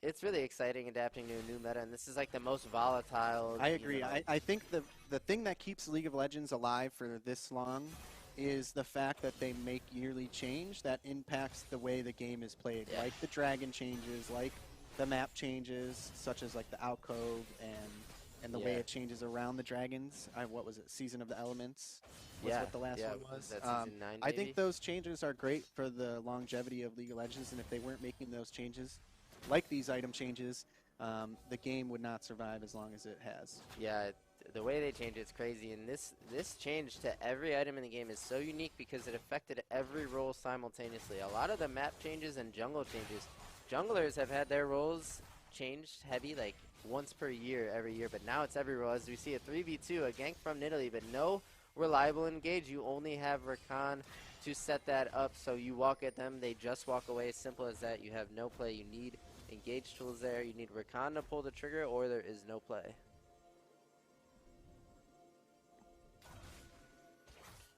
See a counter siege here from blue team. That's TE. Shen with ulti available shortly or available now. Yeah, I think they're just going to take this tower and walk off for free. No need for Shen ulti. Dragon is up in 35 seconds, so I would assume they're going to hang around here. They will have Shen ulti for that. And that's going to be a scenario where, I don't know, does CSU just give that up? Or they need all 5 members there and ready, knowing that Shen can get there at any chance? Right, it's one of those two options. You either give or you're there on time. And a lot of people probably argue to go ahead and give this, maybe deal with the Herald here so you don't get double bopped and let your Kale farm, let your Victor farm a bit. But we'll have to see if Cleveland State fancies a contest. I don't think they win it. And there's pressure coming in top, but no problem for Kale. If I was Kale there, I've been playing a lot of Kale. If I'm Kale, I want them to take my in-hit as early as possible so I can farm super waves and hit my level 16. As soon as possible. So yeah. like letting them get those towers down, getting the shove. Tower doesn't go down there even to Herald, so. Yeah, that's right. And it's not always great to give in here, right? Because if the other team can use that pressure as a tool to get them more, then it's bad news. But in solo queue, I should say, I'm like, yeah, go ahead, take my in-hit. As we see Shen taunt land, shows a good trade, but Kale can heal that back. She has Rift Maker now. Completely can wipe waves and heal perma. So she's going to have a big shove on the Shen, who probably can't realistically deal with her without help. As I say that, she takes 2 turret shots, but still she wins this. Kale wins this with ulti and the damage that comes through and the healing. As we see Jarvan engage on Nidalee, who's forced to retreat away from her camp. There is no flash. She will go down. Shen licking his wounds, looking for a recall, and the members of Cleveland State are here to back up their Kale, but they just lost their Nidalee. They lost control of top of red side quadrant, and it looks like the play is going to be in the favor of TE, and they'll have some options here on where to move next. Yeah, it seems like the choice they made there was to send everybody to help Kale to get the Shen, because it looked like maybe Kale, after those tower shots, was going to go down. They all get there too late, leaving their top jungle completely exposed, and in return, they get the kill on Nidalee and, you know, some pressure on this mid tower. Yeah.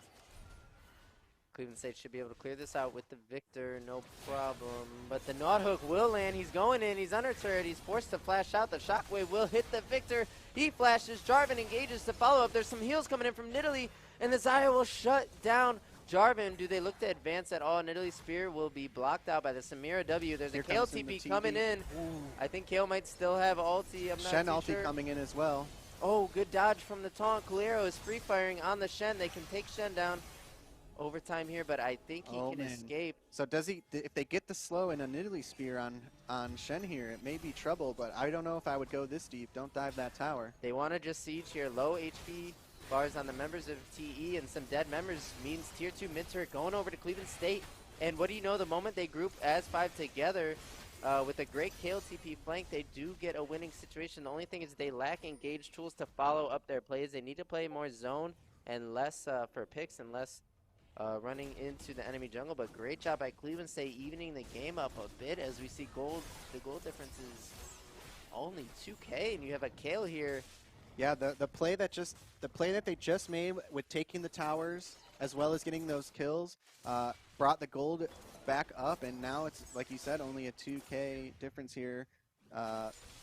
Xayah securing the scuttle, having a flash and ult away from J4 there. I don't know if that was overkill, the flash and ult. You can't float over the wall with your R, so just flash was probably the best bet. So yeah, it's overkill to ult there, but to flash because you got scuttle is definitely not worth it when you're Xayah and you just completed Essence Raven now, so your 2 items, you are very important in these. Yeah, and now the next 5 minutes, no flash on Xayah, leaving them open. I mean, J4 ult is going to be up before then, and in the next team fight, you're going to be in trouble. Definitely. There's no way to escape the Jarvan ult for Xayah.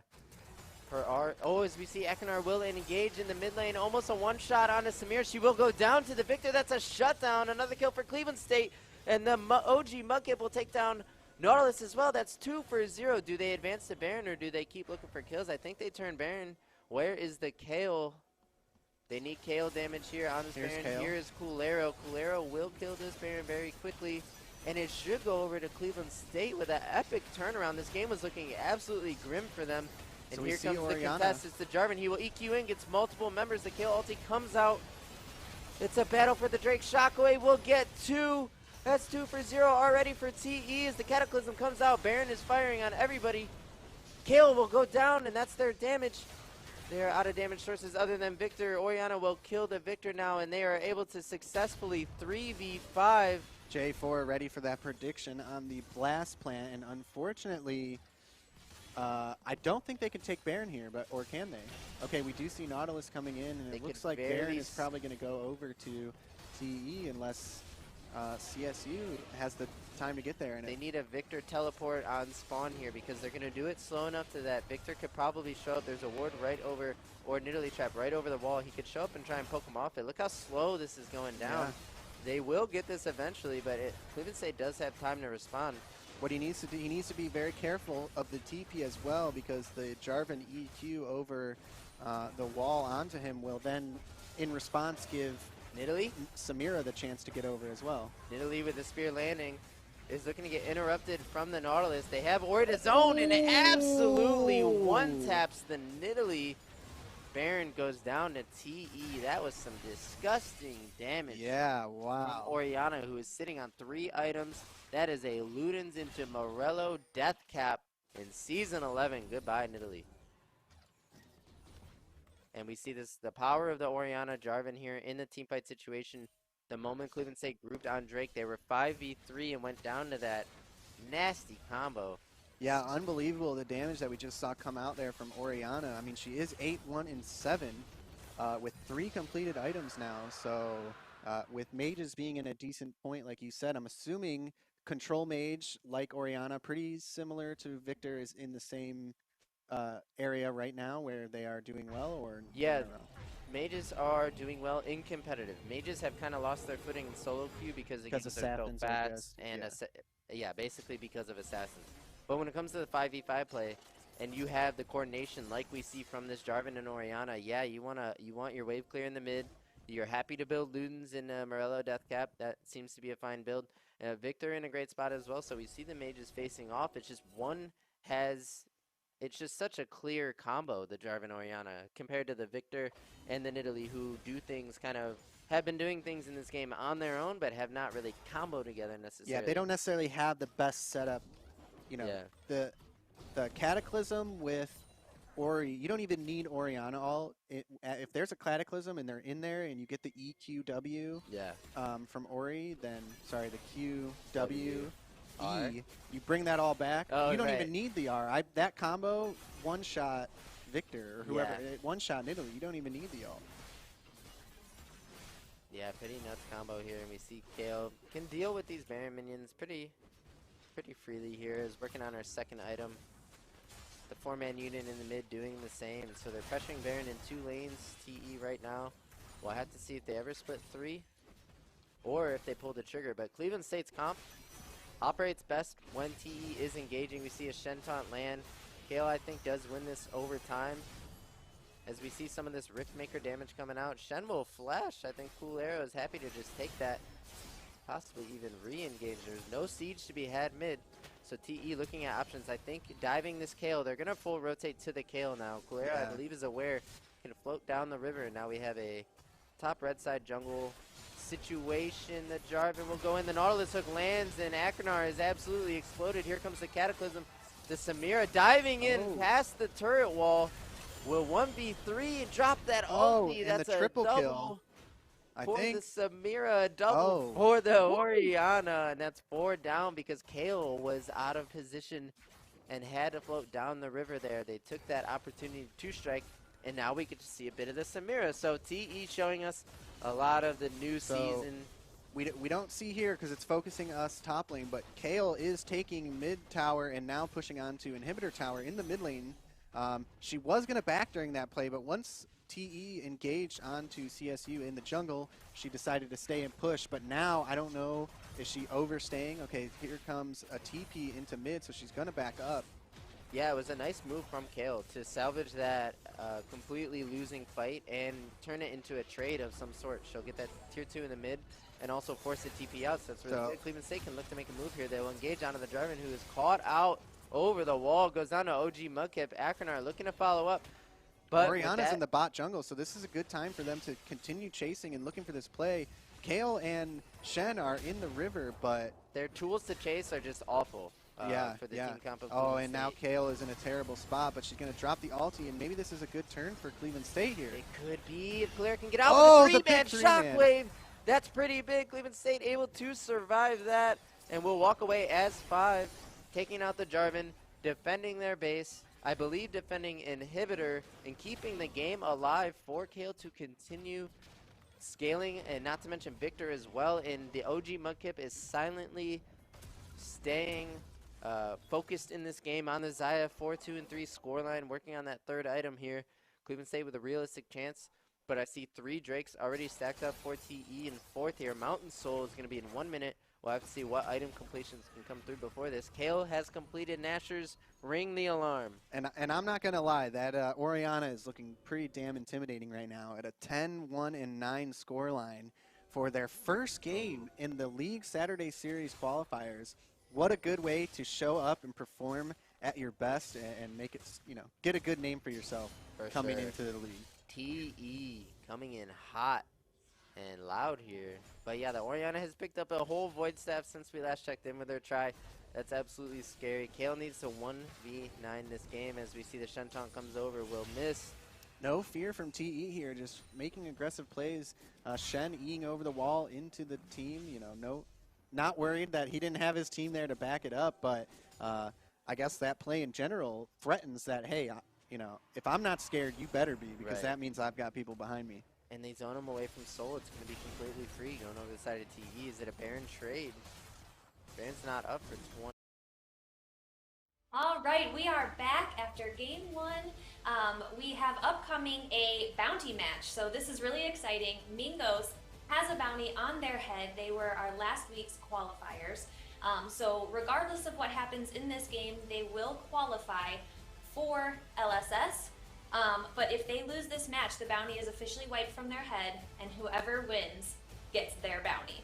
Now, Mingos seems pretty confident in the chat. They seem like they are, pretty sure that they're going to win, so they have to prove themselves right now, because if they don't win, they're going to be eaten crow. So I think the teams are ready. I think it's Mingos versus Big Dogs, who won in the last game, so we'll see if they're nice and warmed up and on a roll.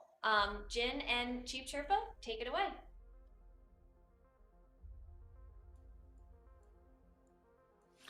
Welcome back. Yeah, we are. Game 2, Mingos looking to, I guess, continue the success they had last week. At the same time, Big Dogs just decisively beat CSU and looking to actually qualify. Obviously, Mingos, this is, they're playing for the bounty, I guess, today, whereas because they've already cinched their spot.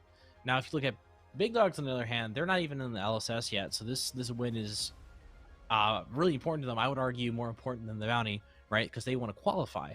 The bounty is a nice thing to boot, but they want to get to game 3. They want to have a chance, to actually play in the LSS. So, they really are hoping they show up in this game 2 against a team that, performed really well last week, is really confident in our chat today. I haven't seen them yet. As mentioned, I didn't watch LSS last week. So this will be interesting to see how good Mingos actually is. And, with Big Dogs, I think they got a little overzealous in some of their early game plays, and Kha'Zix just unfortunately got a little screwed over in the jungle, just the way the first clear went. But they bounced back. They did some Bush Wookiee stuff, and they look solid. So it'll be interesting to see what happens. Oh yeah, I completely agree with you, Jen. And right off the bat, we do see Nunu, Kale, Bandaway, Akali, very strong picks. And the Ezreal. Now they did do, the Ezreal as well, but they did do pro draft. So we'll see if they pick ban in order here. I really hope so. It'd be nice to have the little suspense going, but we do see the bans come out. It looks like the similar bans from the last game in terms of Akali Nunu. We do see top lane picked in the jungle. If I see jungle picked in blue side, I'm going to assume they're picking in order. I'm gonna assume that they're just picking in order.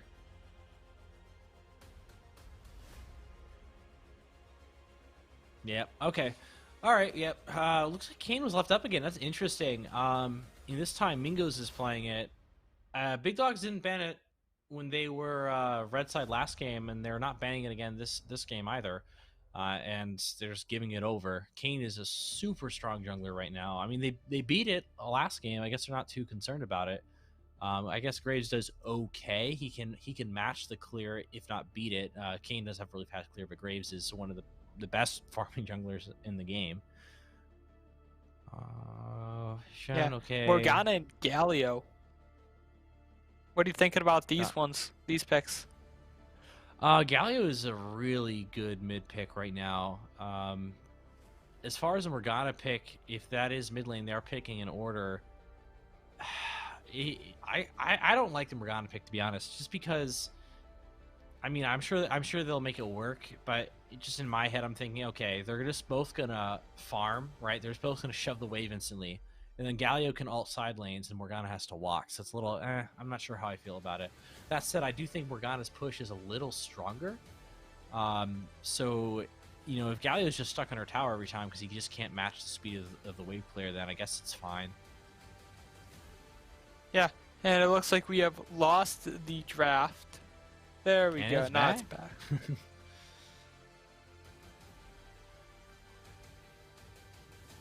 Looks like we are restarting. Now, I bet that you cannot... You'll never guess. You will never guess what they're going to pick. Like, we don't even know. We have no clue. It's a surprise. Well, I'm assuming they remade because they mispicked something, right? So or misbanned in the second round. I'm not too sure. So I'm curious if we actually will see something different. I guess we'll find out. Yep, same things across the... ooh, the Morgana jungle now. Interesting. Okay. It is different. Interesting. I wonder... I'm a little confused. I wonder if they decided to pick in draft order this time. I'm not too sure. Regardless, I'm gonna do a coin flip. I'm not sure if the Morgana's mid then, based on the way Mingos is ordering. We'll see. We do see. Oh, you know what? It might still be in order. They shifted up. They didn't reorder. Yeah, no, it's still the right stuff. Morgana's mid. Sticky Arms is their jungler. They didn't reorder after they remade champ select. Okay, cool. So all is well. My sanity is still intact. All right, so we do see the team comps as shown on screen here. Set support. I actually don't see that much anymore. I mean, honestly, really explosive with Tristana. I think it's going to be up to Alistar just to deny everything that Set wants to set up. Otherwise, bot just kind of get ran over. Jungle is going to be uber farm fast. Whoever gets priority mid is going to be pretty important. But there's Darius, right? He always has priority top side. So even if you have priority mid, it's the Darius is going to be a little scary. Yeah, I agree with you. I'm also a little bit worried about this Darius top side. Seeing how he plays, seeing if he can gain that priority, gain those early kills to be able to snowball. Yeah, especially the Shen. I love it when teams draft just super strong lane picks. I believe most common, you'll see Renekton, you'll see Darius, you'll see Mordekaiser. I think Mordekaiser is one of the best matchups you can pick in terms of just winning the lane. And then, or you'll just see people pick scaling. Like, you know what, you can screw over my bot lane, I don't care, I'll just scale up and, pop off. Like, Kale's a perfect pick for that. Obviously, he was banned this game. Sometimes you'll see GP, although it's not as reliable. But either way, win lane pick here. Try to shut down that Shen. Definitely love to see that. I mean, other than top lane just kind of being Darius favored, I'm not sure what else to say. I mean, we'll have to see how the rest of the lanes play out. I mean, obviously Set's explosive, but Alistar can deny. Mid lane's both wave clear, and jungle's both farm. So, we'll see. What do you think? I agree with you. I feel like Darius is going to be gaining the priority top lane. He is going to be a very strong pick for that. Jungle, the Kane versus Graves. I agree with what you said too. They both are very, very strong junglers. Very priority picks, high priority picks. They can farm easily. They got good ganks. And mid lane, I think, is going to be a toss-up between these two. Both of them have very good wave-clearing potential. I have heard that this Morgana is a decent Morgana and that it's their best pick. But we'll see what it can do against the roam potential of a Galio. All right, yeah, so it was a comfort pick then. All right, that makes a lot of sense. You just don't see Morgana mid too often. And if you're matching wave clear to wave clear against someone with like a pseudo global, it's kind of Akko Taco. But works out. I mean, it's a cover pick, and they reigned champs from last week. I'm sure he's going to be nuts on the champ, so it'll be interesting to see what he does or how he denies the Galio from being able to play the map the way that he wants to in the the first, let's say, 20 minutes of the game. Yeah. Then if we look at this bot lane, though, this bot lane I feel like is very interesting. The Tristana and Set are going to be playing for the all-in, but you have to go against the Alistar Disengage, which is actually very strong. If you have, most of you guys probably already know that, but Alistar can knock people up. He can knock people back. It's going to be it's making sure that this Ashe is going to be safe in lane. Yeah, if you're set, ideally you catch both of them in the stun, and so you can get you don't even have to. It doesn't have to be the kill all in. You just get the half health chunk. Set Hex flashes forward, whatever, gets the double stun. Tristana, half health the Ashe. Then they just have to do it one more time, and it's a kill, right? Because I don't think there's a situation where Alistar is CC'd long enough where he can't deny the play, right? Because even if Set engages, you don't really care about the Set. You just care about the Tristana. Deny her PTA proc, deny her. Oh, she went Hail Blades. Either way, so you're just denying the bomb at that point. That's all you got to do. I mean, Set will hit kind of hard, but you knock out the Trist, you knock out the Set, and the play's over. Worst case scenario, your ADC takes the stun damage and maybe 2 autos. That's about it from the Set at least. So definitely a good answer to help alleviate that pressure. Yep. I think there's a lot of there's a lot of pressure on Darius. I feel I feel like Darius is always a risky pick. Yeah, I completely agree with you. Darius is going to be a very either you get fed or you're just not really going to be too useful. You don't really have too much what's the word? Utility. You're basically just running pure damage on Darius. So you need to make sure that you get the your full damage combos, you get ahead early, and you really just snowball your lead. Yeah. The miserable thing for him though is if even if he doesn't get ahead, right? Okay, maybe he can do something later in the game, but he's against a Morgana, a Shen, lock him down.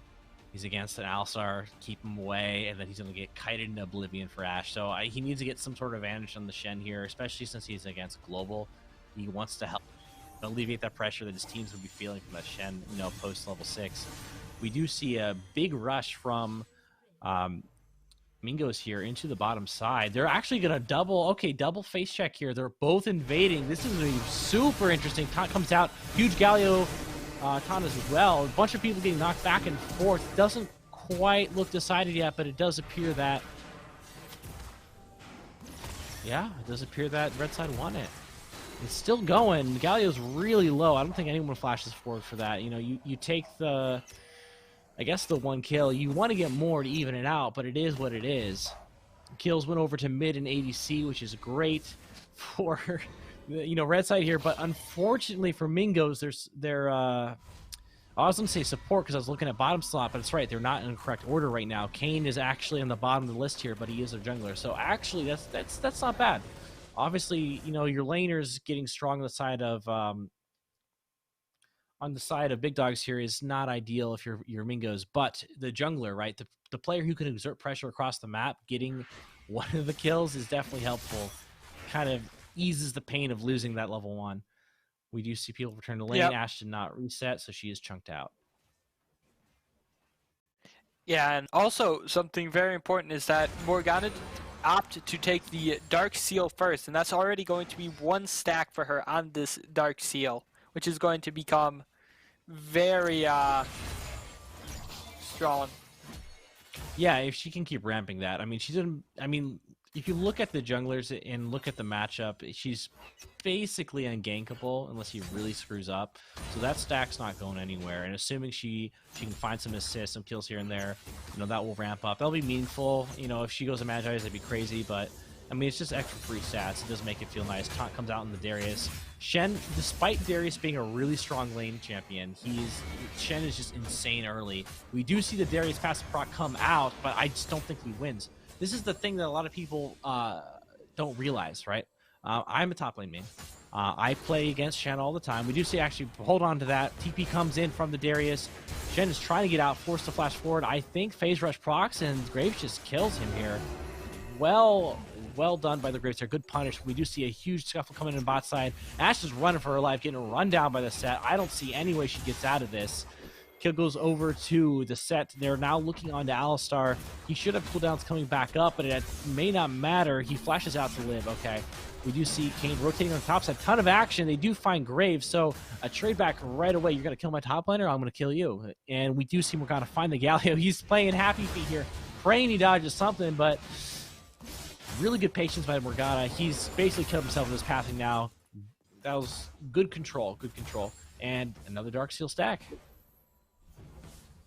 Yep, 2 Dark Seal stacks already. It's going to be very nice. Maybe a possible bush gank here for the side of big dogs. Looks like they are opting for the recall. But going back to what I was going to say is a lot of people don't realize when you're playing against Shen, you draft these lane bully picks, right? You think, I'm just going to smash this Shen early. I have to, yada, yada, yada. No, Shen's a lane bully. Like, for the first 4 or 5 levels, he beats pretty much almost every top laner. Which is painful, especially when you're playing these I need to win lane champs like Renekton, like Darius. You have an even tighter window to execute. But that's just how it is. You've got to respect the early Shen levels here. Darius was like, all right, you're gonna chuck me in half or whatever. I'll just get my passive stacked on you and just win the extended trade. But no, that's not how it works. Shen is just too strong of a champ in the first few levels. You just gotta respect it. Yeah, I did not actually know that. That is very nice to know. Yeah, there's a Hexash play. This is what we're talking about. We're going to see this all lane phase. It's just a matter if Alistar can deny it. And I mean, he did kind of deny it, but he lost 30% of his health bar. He takes 2 more of those. He's out of lane or dead. And then his AC's exposed. So it's, I mean, if you're, even though you get nothing off that, if you are big dogs, you're happy to take it. Graves invaded to bot side here. He's looking through try. He's wrapping around. This looks really good for big dogs. Set CC does not connect though. I guess good denial, I guess, but Alistar is forced out. Galio with the Predator, he's looking to, but nothing will be done. Morgana and Kane in their own jungle looking to take an opportunity here if there is one presented.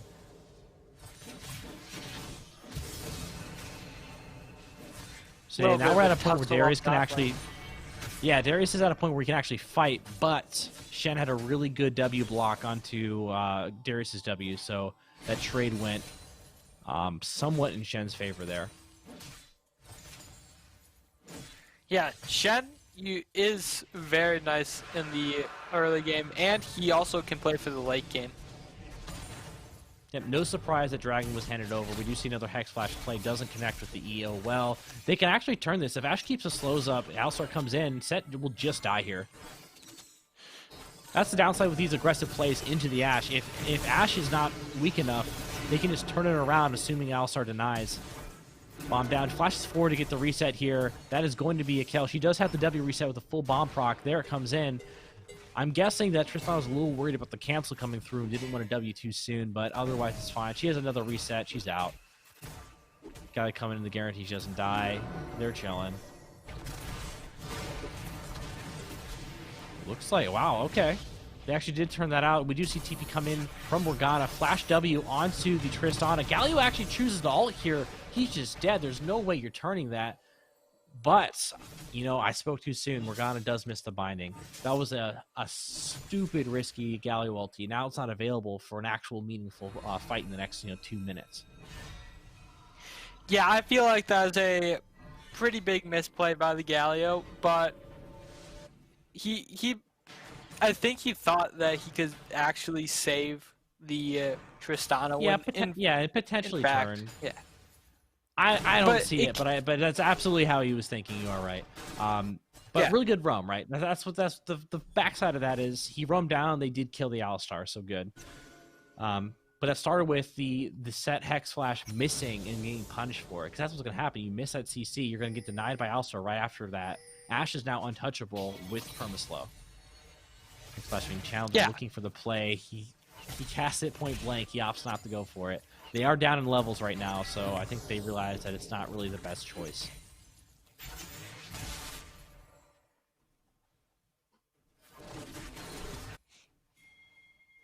But if we look at the itemization so far, nothing really much has come out. Steel-plated boots coming out from the Shen gives a little bit of extra defenses against this. Shen ulti is going to be up now, looking for possibly a play.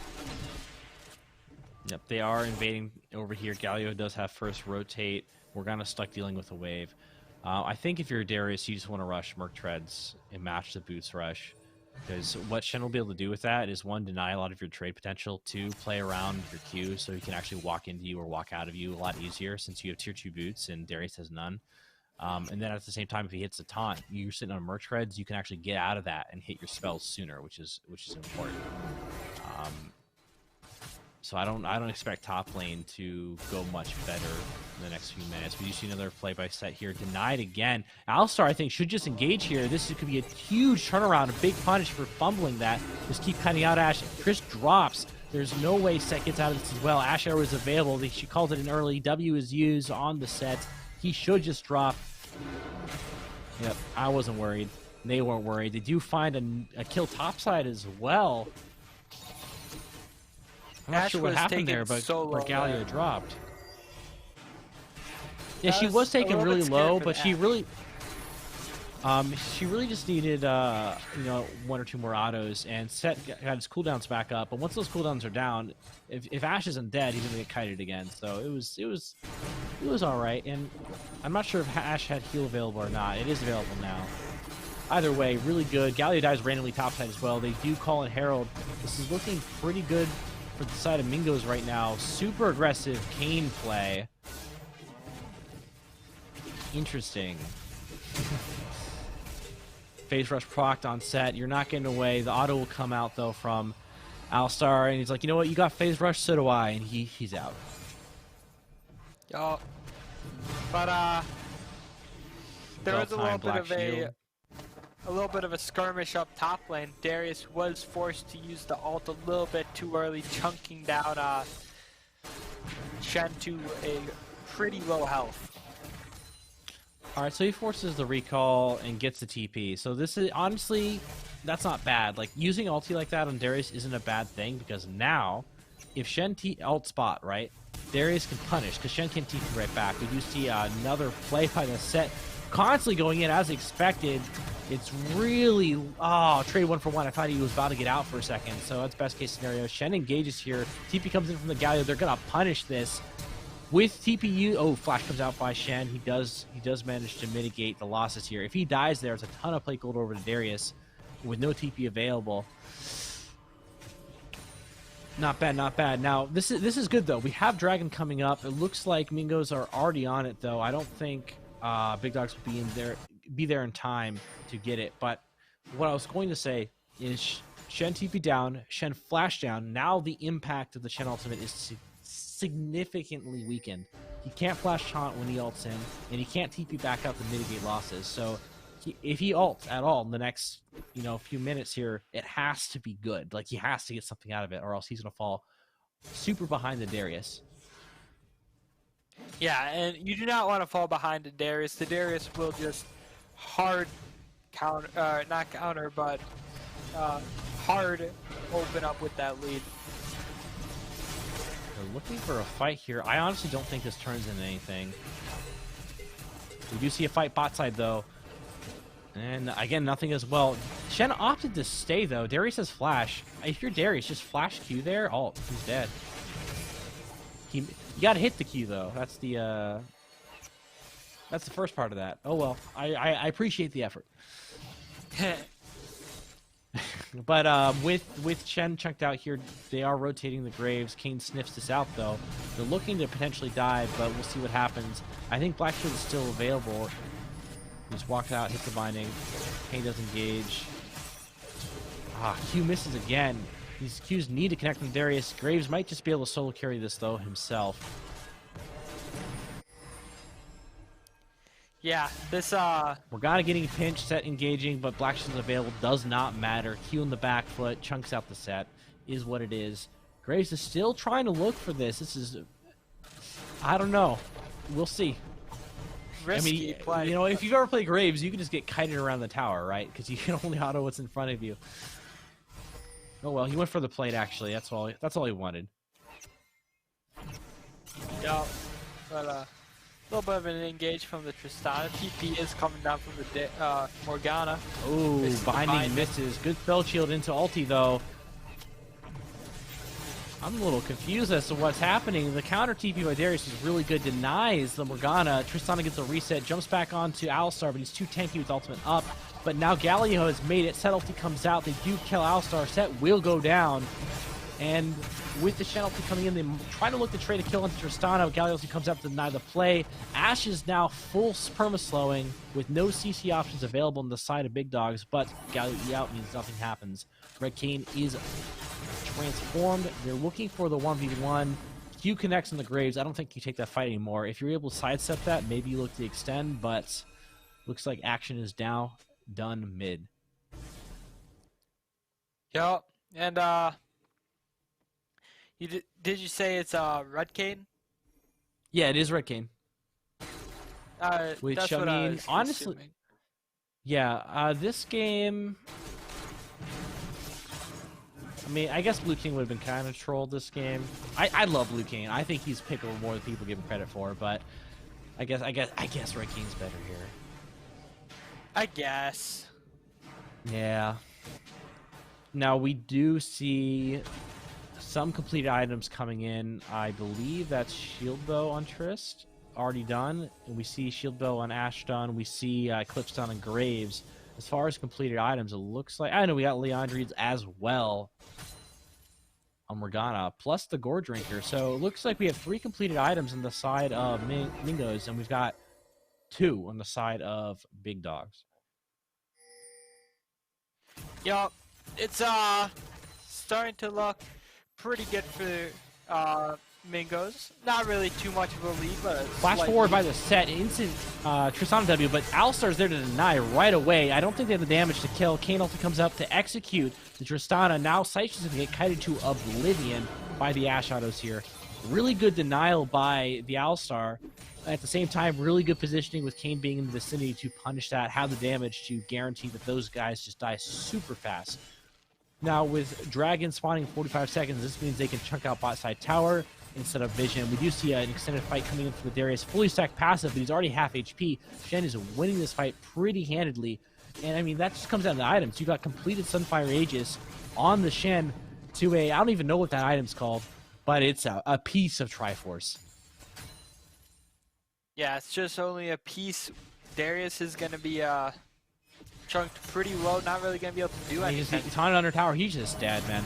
Oh, actually, really good E to deny phase rush proc. He does actually walk out and take it back. He lives, but on the flip side, bot lane is getting dove. With Dragon spawning, this means second Dragon will go over to Mingos. You see Graves trying to punish the Shen aggressive dive. He lived pretty long, because I actually saw Graves rotate up there a lot earlier before that dive bot happened. So he did buy a decent amount of time. Ashe griefing his teammates, doesn't matter. Graves on the opposite side of the map. They won the dive. They're going to get the Ocean Dragon. Herald's called topside as well. First tower has already fallen, though, but the gold will be nice on Graves. He is pretty beefy. 4-1. The solo tower gold will be nice. Yeah, but the second Drake going over to Mingos, it's they got more pressure on the Drake now, right? Big Dogs really needs to pressure a few Drakes in these next coming minutes.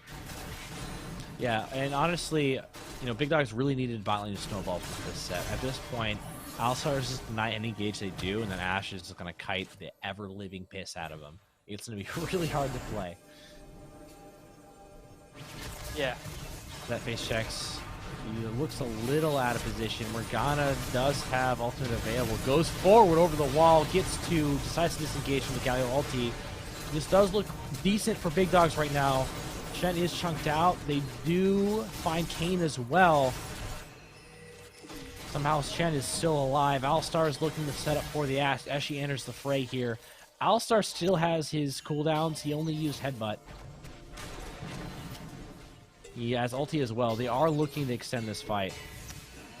Sun comes in from the set. He just drops right away. I think, honestly, I would have loved to see Alistar riding that phase rush proc all the way into deep red jungle there, because he does have ulti available. They could have really extended that. Looking for the solo kill on the Galio. The solo bolo. He gets juked out, though, by Fog of War. Good flash by Galio. Ashe is just free hitting as she can. They're looking for some tower damage mid. Yep, TP is coming out from the Shen mid lane, looking for that tier 2 tower.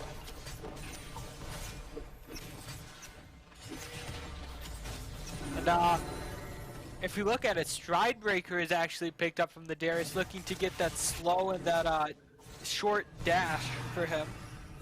I think if you're Darius, you pick Gore Drinker. I agree. There'll be some, I mean, I see the play. He stride breaks forward, gets the hook, or he stride breaks forward, gets his free stack passive from the slow, the extra slow he gets. But I think you pick Gore Drinker. That's my hot take. On champs like Darius is just too good. The extra damage you get as you get low HP, the huge heal you get from the active, allowing you to buy more time to stack your bleed in as many people as possible. It's just too much value. Oh yeah, definitely. Turbo Kenting is coming out from the set. Yep, you got one speedy boy. We've got completed items across the board for every player except for Alistar. He's playing bargain bin right now, but he'll get there. Next dragon is in a while. Herald is approaching 1 minute, so we'll actually not Herald. Excuse me, Baron is approaching. I don't know if either. Well, I would say that Mingos are strong enough to do Baron if they want to, if they wrestle control. So we may see a flip over to top side of the map here as we see Kayn move up into river, securing the Scuttle Crab. Alistar is clearing out some vision. They may just look towards top side here. Morgana is splitting the map, but she does have TP available. Honestly, I don't even think they do it. I think they just try to get Dogs to face check him. Flash forward by the set. He's looking for the gauge, but instantly gets denied, and this is not what you want to have to happen. Again, Alistar denies a ton engage, and Ashe is free hitting. Set does all backwards. Exhausted Ashe to deny her effectiveness in the first half of this fight, but I don't think it matters. Most of the engage tools have been used up. Unless Darius gets a lot of resets here. He does find one. He's stacking his passive onto Morgana.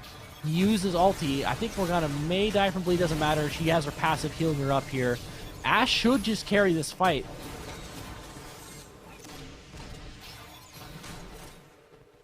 I think if you're Ashe, you can be, if you're Ashe, you can afford to be a little more aggressive here. I think she played a little too passive. Once you see that Darius ulti come out on the Morgana for the chunk, you just walk forward. There's not much you have to worry about. Either way, okay fight. I mean, there's no objectives taken off of it. Kills traded across the board. Ashe shoves away, but I don't think it matters. If she gets hit by the taunt here, though, she will just die. Why are you shoving that wave so low? Oh, man. With Dragon coming up, too, this hurts to see. Their comp right now is denying the engage, and Ashe is free hitting. This may mean that, I know, Big Dogs might find an opportunity to get a Dragon. Galio is chunked out, and he has no TP or ulti to get back in. So, there's still a coin flip. The Mingos are going to be able to take over River here because Galio is forced to reset. But with Ashe dead, they can look just to try to force this Dragon. I don't know if they can, but that's an option. If they wait, though, they're going to have to do the 5v5, which I just don't see them winning. Yeah. You can tell that blue team is not looking to contest this because Shen, with ulti down and TP down, is pushing top lane at the moment. Yep. Stun comes in for set here in just a second. He has ulti coming up as well. Alistar's ulti just came up too, so he should be pretty hard to kill, but there's 2 versus 4. Huge Kane damage actually coming out, carrying this fight almost. Morgana, no joke as well. And there you go. Oh, ace. I missed 2 of the other kills. I don't know.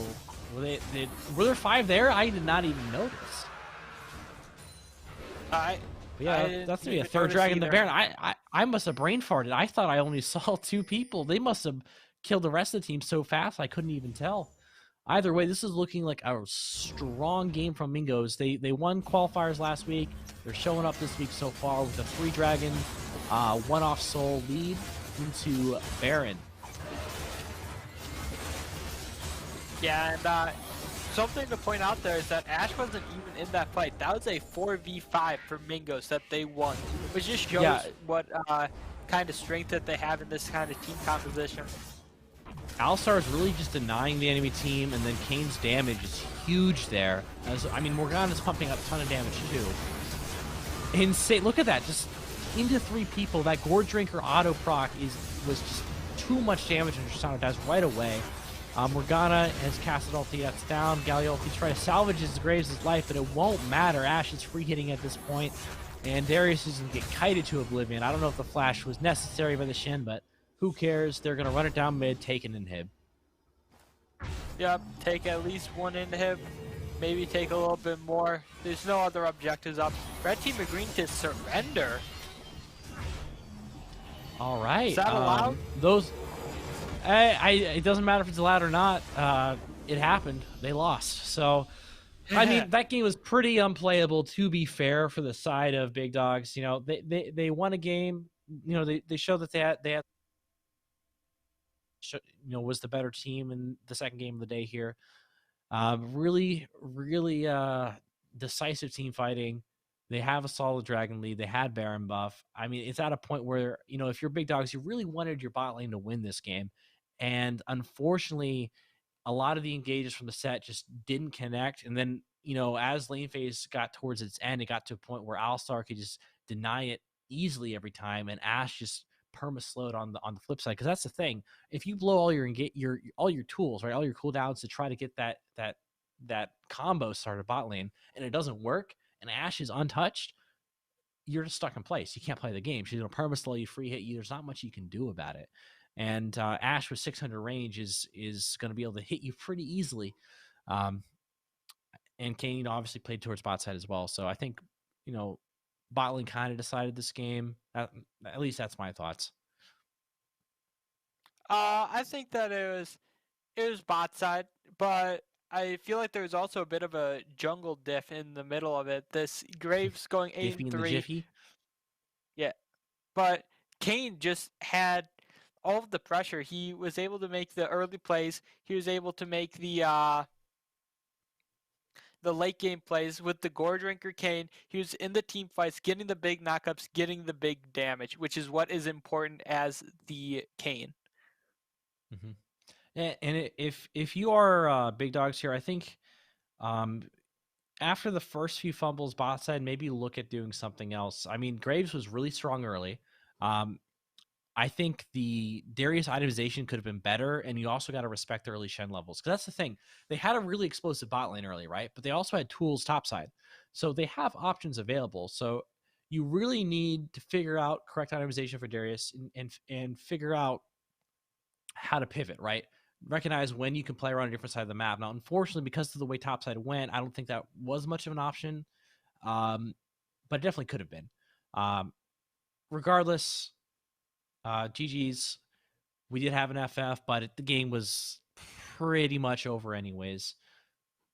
And with that, I think I don't have much else to say. How about you? I have nothing else to say. I think we can hop to a short break. Alrighty, so we'll be hopping to a short break. Next up, we got Game 3. This game will decide who will qualify for LSS. If Mingos wins, Actually, not who will qualify. With Mingos advancing, that means that Glacial actually guarantees a qualifier spot. If they lose, they qualify because Mingos is already qualified. But if they win, they qualify plus get the bounties. So there is something on the line here. But either way, we will find out after this break.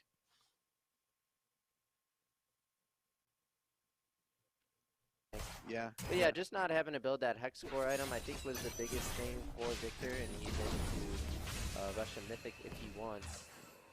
And now we see Orianna putting on the pain, but taking that turret shot, so bit of a trade there. And yeah, it's also the items try. It's both because the Riftmaker is really Here we good on go. Victor. Another little trade, a good hook from Nautilus onto OG Mudkip here. I do like the Xayah Rakan combo, but again, like I don't know where that stands in the meta here. Versus something like Nautilus, because right, Nautilus is just going to build the Sunfire, and once he's hitting that point, when he gets that hook on you, you're going to be in trouble from his combo lockdowns with his shield passive. While he's got Sunfire going on you, is going to smash hard. Oh yeah, it's gonna smack, and the more meta bot lane is definitely the Samira Nautilus. Samira has, as we see, Jarvan visiting top, scrapping it out with Cool Arrow in the top lane, but no kill as a result. So Kale's just chilling. Yeah, Samira I haven't talked about yet, but she's still broken enough that she can completely take over a game and randomly pentakill with her ult that resets for insane healing, and her synergy with the shield bow here. As we see a visit from Nidalee now in the mid lane, coming to help out the Victor. Yeah, nice little fancy footwork there by Orianna, dodging the spear pretty clean. Gets out and then tries to take a little trade damage on Nidalee before she walks away, so nothing. Oh, here we see Jarvan coming in here. Here comes his flash. He knows that Victor doesn't have flash, and it looks like it's going to be a kill over to Orianna for first blood. Both flashes here from jungler mid. It's because they got the Victor flash earlier. They knew that was a stable play. Oh, okay, and Nidalee coming back. She says, "Nuh-uh, you ain't getting my mid laner for free." Nidalee with the trade kill back onto the Jarvan will even things up, and now it's a battle of the wave state. Who could fix their wave and get a crash here? I think Nidalee can win this with double buffs, but it's not like he wants to dive turret. Spear will land. He goes for it with a flash, and it's and enough. he gets He'll it. Trade. Woo! I was thinking to myself, whoa, that is greedy. But I don't know. What do you think they're worth to take the trade kill on the Orianna there? Yeah, definitely worth. The most important thing is the wave state. So Victor gets a crash now from that, and now he gets a bounce back to him, and he can safely farm those minions without the threat of Jarvan. If Nidalee were to just walk away there, Orianna could maybe set a freeze. As we see Jarvan returns. We are watching a absolute fiesta take place in the mid lane in the first 4 minutes here.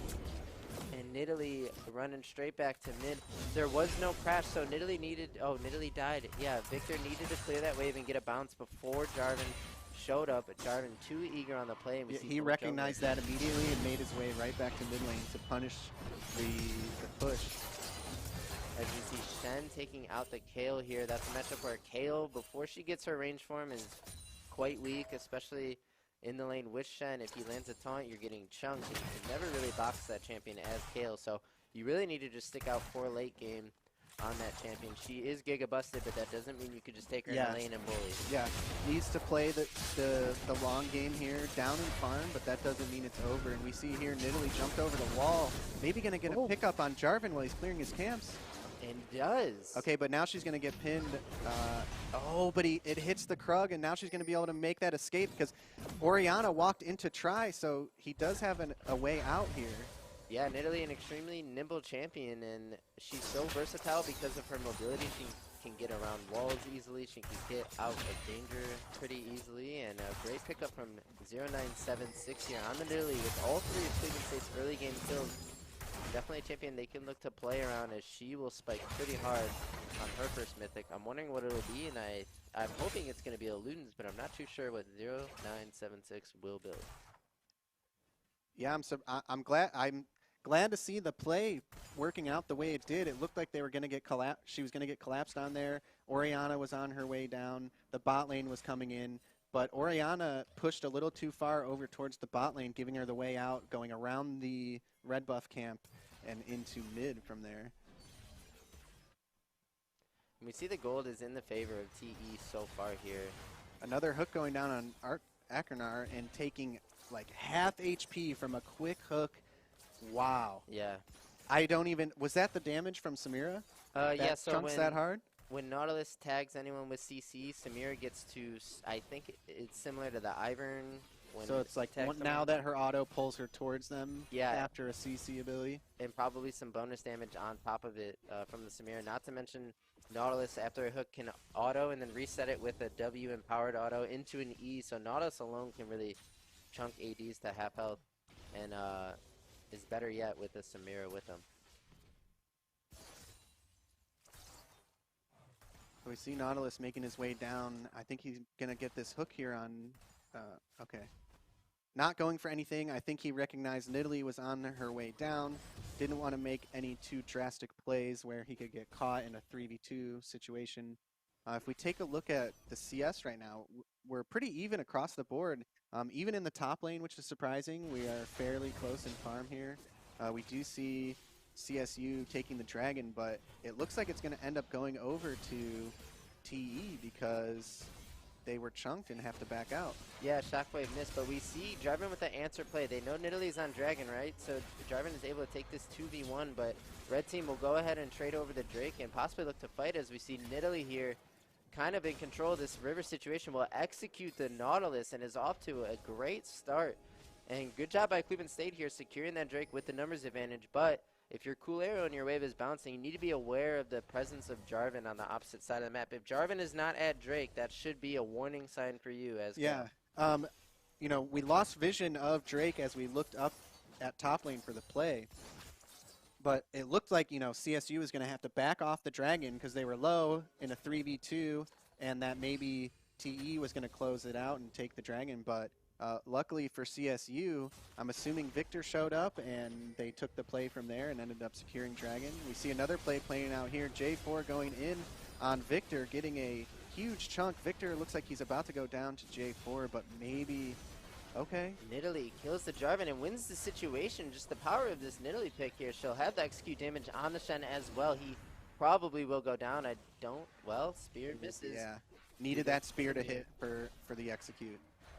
Nice. But this play looks like it's going to result in a Rift Herald, which is great for the side of CSU. We take a look in the bot lane here. They're just getting a push going. Looks like maybe they'll crash and reset. I'm not sure. Try and take a couple plates.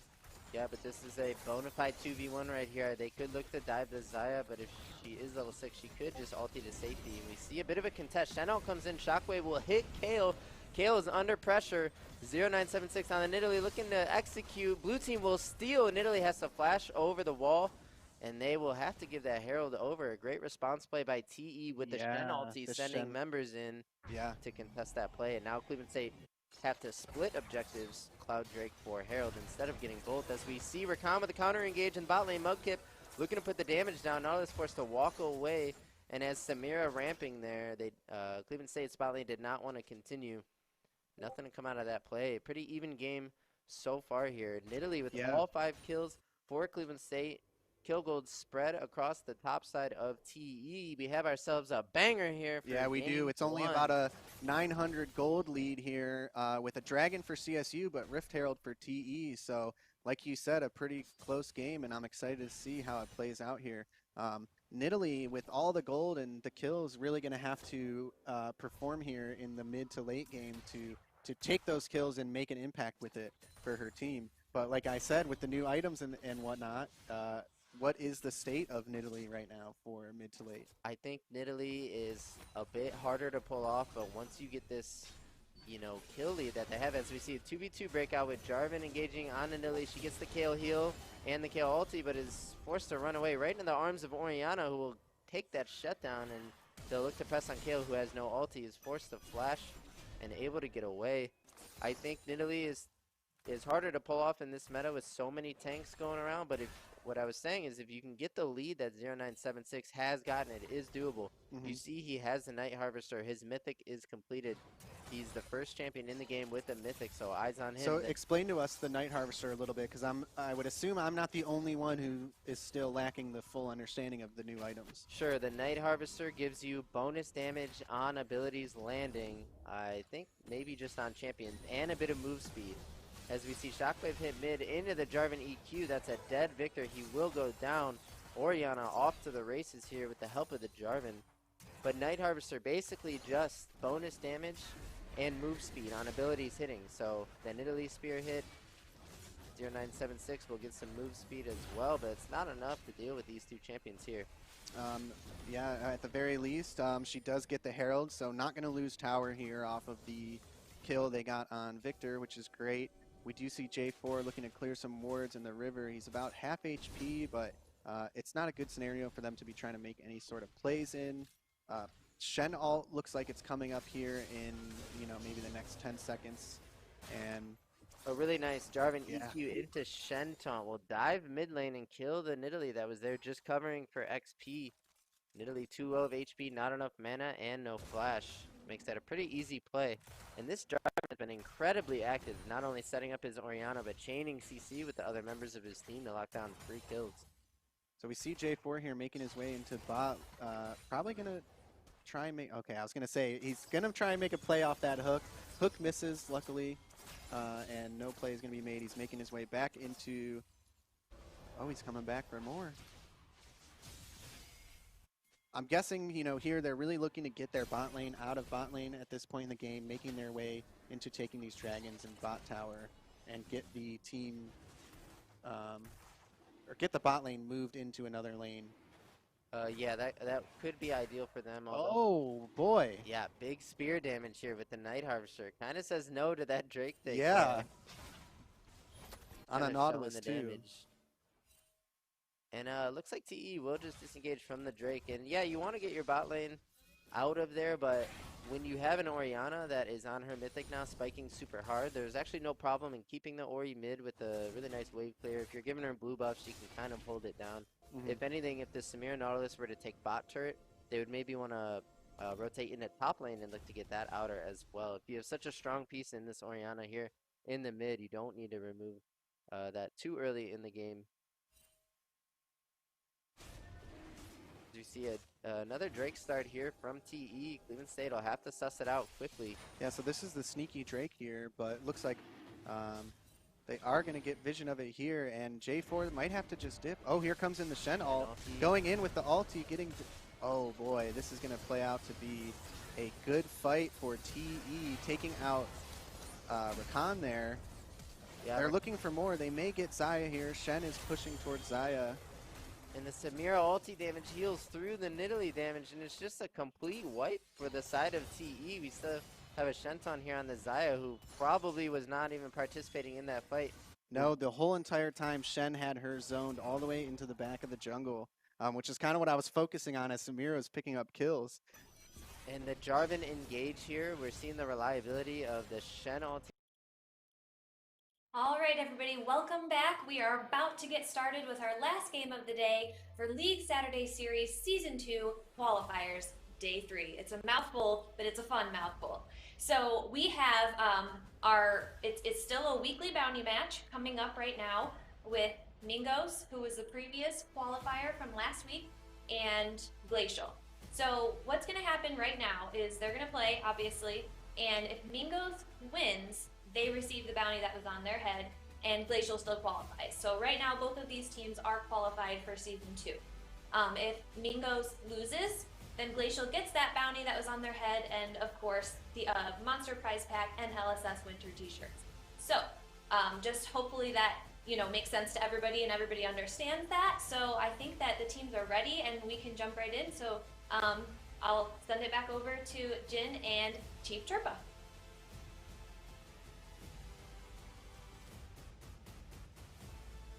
As always, thank you very much. And yeah, so we're on game 3 right now.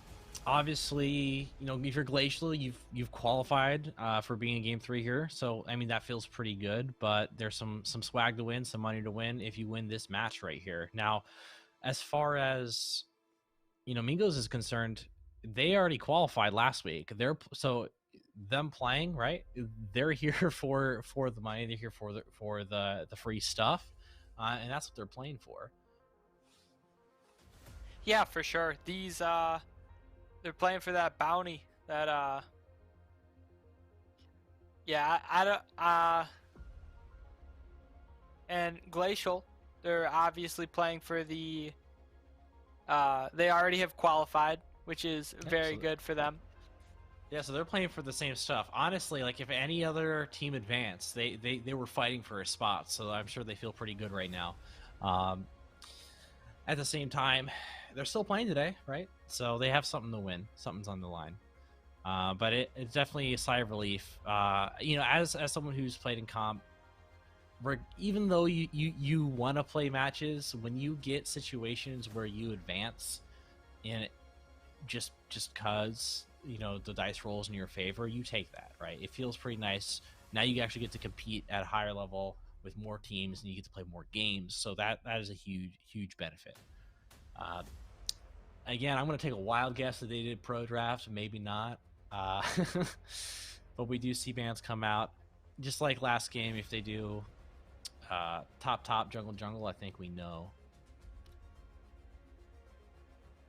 Interesting. With the Morgana pick first, I am going to guess that it's actually not a pro draft, that they're just going straight into the draft here. All right, well that's awesome. Then we get something. We get actually a draft that we can actually interact with. Is really cool. Now, obviously, that Morgana's for Zulfer. He played it last game, and you pointed out that it was a comfort pick of his. We do see Misfortune picked up on the red side here. I haven't seen her too much, but she's always just a solid lane pick. She scales okay, assuming you can land your ulti really well. Another Graves. I have not been too impressed with Graves today, but I'm ready to be impressed. He's always picked all the time. I personally hate playing with Graves. I know he's strong, but I feel like it never works out when I'm playing with it.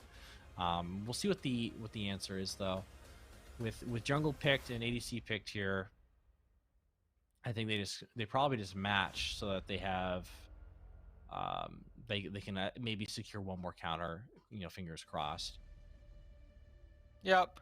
I would not be surprised if we saw the ADC picked up here. Maybe a Samira. Samira is a very strong AD carry at the moment.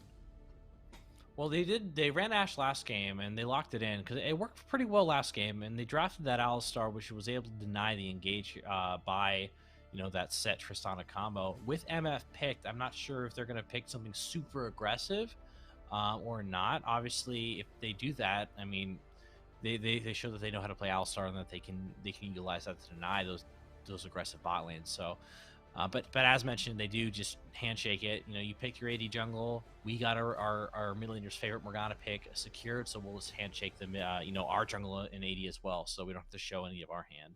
Obviously, being red side means that Glacial gets counter pick, guaranteed at least one counter pick. But this also means that Mingos will get one of their own as well. Yeah, for sure. The thing about this Morgana is that it is a flex pick, so they can flex this to the support role or to the mid lane role, which is very strong. They can flex that and be able to get an extra counter pick off of that. Yeah. You mentioned that Zulfer is a Morgana player, like heavily though. If that's the case, I'd be impressed. Obviously, the flex is still on the table, but I'd be impressed if they didn't want to give, their player one of their best champs. If that is the case, I myself didn't look into it, but if that statement is true, it'd be interesting if they see a situation more valuable than just putting mid on Morgana. Yeah, for sure. It's the time ticks down with red team's pick. They decide to pick up a Jax. Late last night, Yeah. I have seen Jax carry a game. I'm just not sure about blind pick though. I mean, he's honestly not a bad blind pick, but I don't think you have to save counter pick on red side to mid. I really don't. And Malphite's a super good matchup into Jax. This is the second Malphite we've seen today, and Mingos are playing it this time. I would expect. I mean, like Jax should just get railed by the Malphite pick if played correctly. It's pretty hard to play. But obviously you have scaling, but even with the scaling, the Malphite E makes it really hard to play. I think it would have made more sense for Glacial to counterpick top, but they went with mid anyways. I think it was a safe bet that, knowing what we know about the mid laner, that Morgana was more than likely a mid pick. Now, Silas, that's interesting. It's basically Malphite 2.0. So you pick Malphite, we pick Silas. So we can ult too. So I actually really like that pick. Mid's just gonna be a farm fest anyways, right? And now you can match that insane top lane ultimate. So that's pretty good. And there's actually a couple. Like you got Lano R, you got Ashe R, you got Malphite R. Those are all really solid. Morgana R is not too bad if you end up building Zonias, and then Olaf R is like eh. So it's a really good pick. I like it. Yeah, I'm a fan of the Silas pickup. There's a lot of good ultimates used, saying that you're going to pick all these very strong picks with some very strong ultimates. Well, I can just do it better. Yeah, it's always miserable. Like, again, as a top laner, if I'm playing some alt bot CC champ and then they just lock in Silas, I'm like, great. Well, I lose lane now. You're me, but better because of your kit. So it's pretty miserable. Obviously, Silas is mid though, so he's not going to have as many opportunities to take that Malphite ultimate. So it'll be interesting to see how, if he just prioritizes a different ultimate, or how he sets up to guarantee he gets that before a fight starts. Because ideally, Malphite's flanking or positioning in such a way that Silas is not going to be able to take that ultimate. At the same time, I believe Black Shield blocks Silas ulti, so if Malphite's Black Shielded and Silas tries ult him, it won't go through. Should be interesting. Very interesting. It is reactable. Yeah, I'm pretty sure it's reactable too. It's very hard, but it's definitely reactable. But if Silas isn't taking one's ultimate and you guys are all posturing around Dragon Pit, and you can tell your Malphite to walk forward towards Silas and then just Black Shield him as he does it and bait out the Silas Sarcast. Interesting.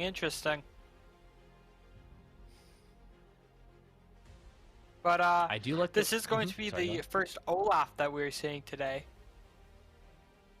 Yeah, Kane Graves, shake it up a little bit. We get an Olaf. I think Graves has to go phase rush, or else he just gets run down by Olaf in the jungle. I think most Graves go like fleet now, but I feel like you have to make that adaptation. I do love the Leona pick though. I was looking at the MF and I was thinking, okay, they're gonna go like a really strong bot lane, and they pick Bard, which is still a strong bot lane. Like Bard's really annoying to play against, but they if Leona hits Bard or MF, you're just gonna die. Assuming that Bard doesn't hit the stun, right? One of them should just die. Maybe an asterisk because Ashe isn't the most explosive ADC, but I just like the fact that they went. Actually, it doesn't even matter. No, I keep second guessing myself. I don't think it matters because Leona does so much damage in early game. I like the pick. I'll leave it at that. That's my thought. Yeah, I really enjoy Mingos' bot lane right now. They have very good pressure pre-6, and even post-6 they have even more pressure with Ashe Arrow and Solar Flare. Oh, yes. That's going to be really hard to play against once you hit post-6, for sure. And then they showed that they... if this was a cleanse. Oh, yeah, I think you have to. If you're Glacial bot lane, you have to. It's if you don't go cleanse, the lane's just over anyways. And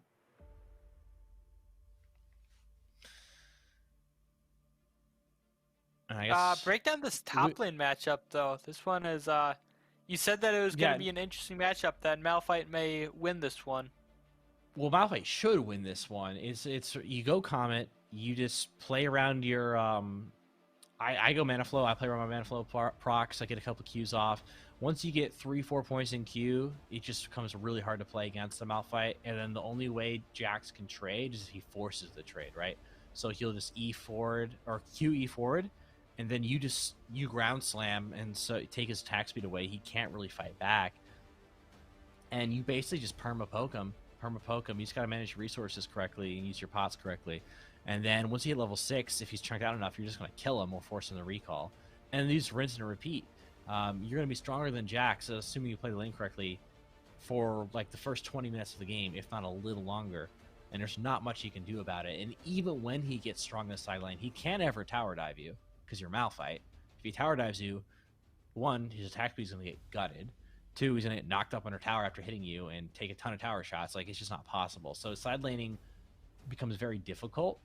But as Malphite, you don't really want a side lane, right? You want a team fight. So it's the hard part of this matchup is managing resources as Malphite early, because that's what gets people. Like, Malphite should bulldoze or Jax, but if you don't play early game correctly with your resources and know when to, and know that you need to be conservative the first 3 levels, and you can start being aggressive level 4 or 5 and so on. If you don't know that, you're going to screw up your lane, and then the second tricky part is just playing end of mid game towards late game, because you want to team fight, but you also got to maintain the Jax. And find the windows where you can engage without losing your entire base to Jax, end of mid game towards late game is the hard part, especially if that pressure is very skewed. Yeah, looks like we'll be heading onto the Rift now.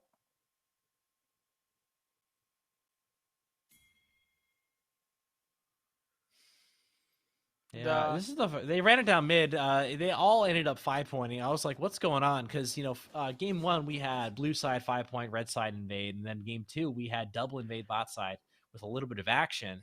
And in this game we had a 5-point spread on red side, and then Mingo was just running it down mid. I wasn't sure if they were looking to invade through the mid river bushes, but no, they just fanned right out to a 5-point as well. So this will be the least action-packed level 1 we've had today, which is nothing wrong with that. Both teams, Jack wants to ramp up. Malphite wants to get his level. Silas needs items to really be impactful. Same thing with Morgana. Ashe is scaling. You got Chimes coming in. Everyone's just like, you know what? We'll handshake the chill. Yep. Malphite camping in the bush a little bit, getting a little bit of early damage onto the Jax. Yep, he got the Comet proc. I assume he went Mana Flow, and now you just sit back.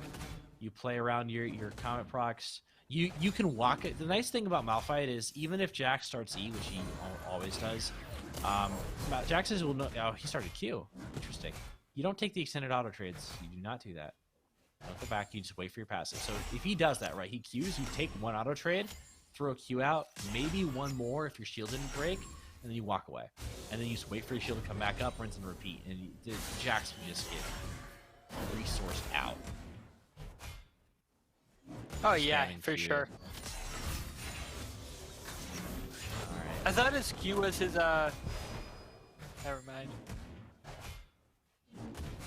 Yeah, I don't know how I feel with these trades topside. I mean, both you guys. Oh, look at all those Bard heals mid lane. I forgot about that.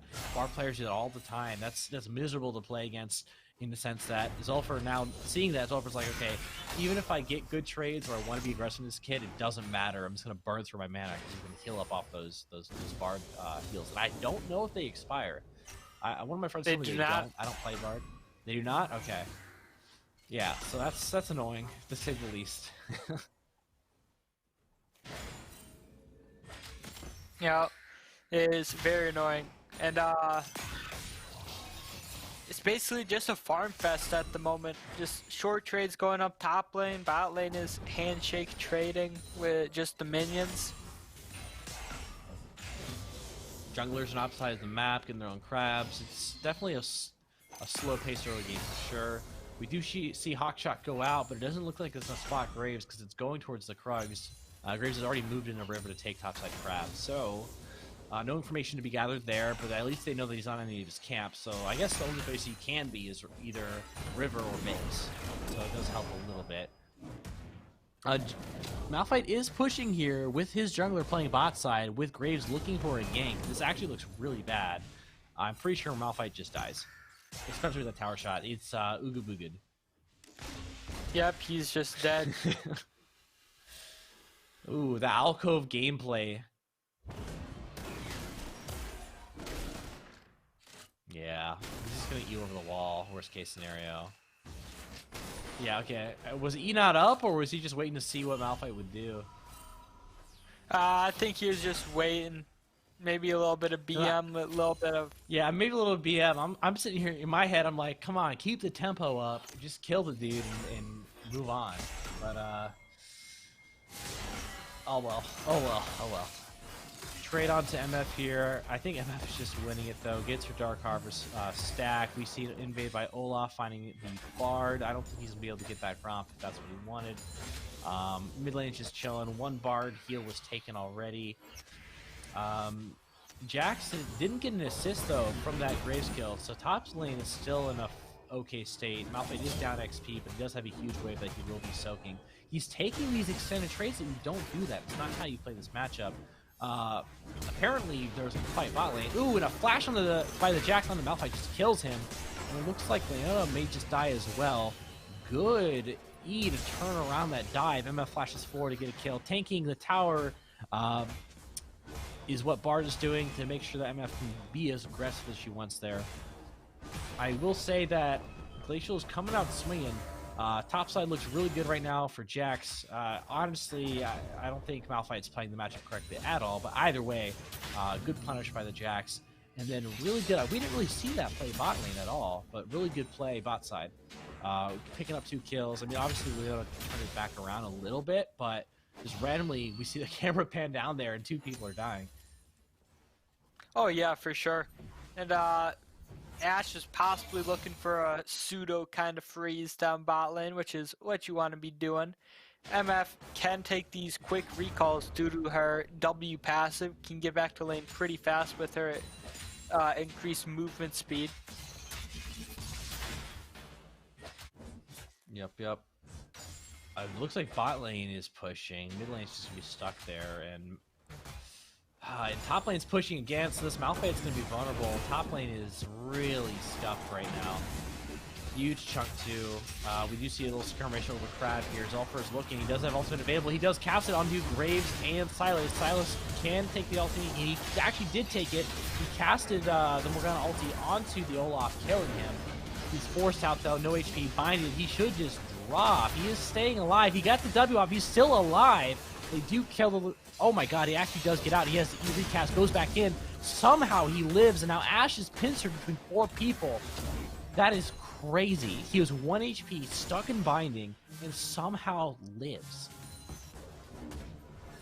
Yeah, his W healing is pretty crazy when he's at low health. The crazy thing to me is that he didn't even have it up quite yet. The Black Shield, or the binding ended, and he was able to retreat and go back in. Might be a kill. QW, if it comes up, could have killed Malphite there. I'm just worried that he's going to extend the trades, because that's what he's been doing the whole lane phase.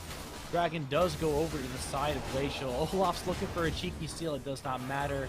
They're trying to check out Graves, but again, pincered here. The whole side of Glacial is rotating too fast. Sulfur just gets blown up by the Graves ulti. Triumph comes in, so Graves can still extend his fight.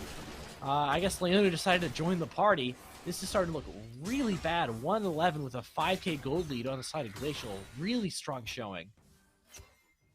Oh yeah, Glacial has shown up to this game here. They have come prepared.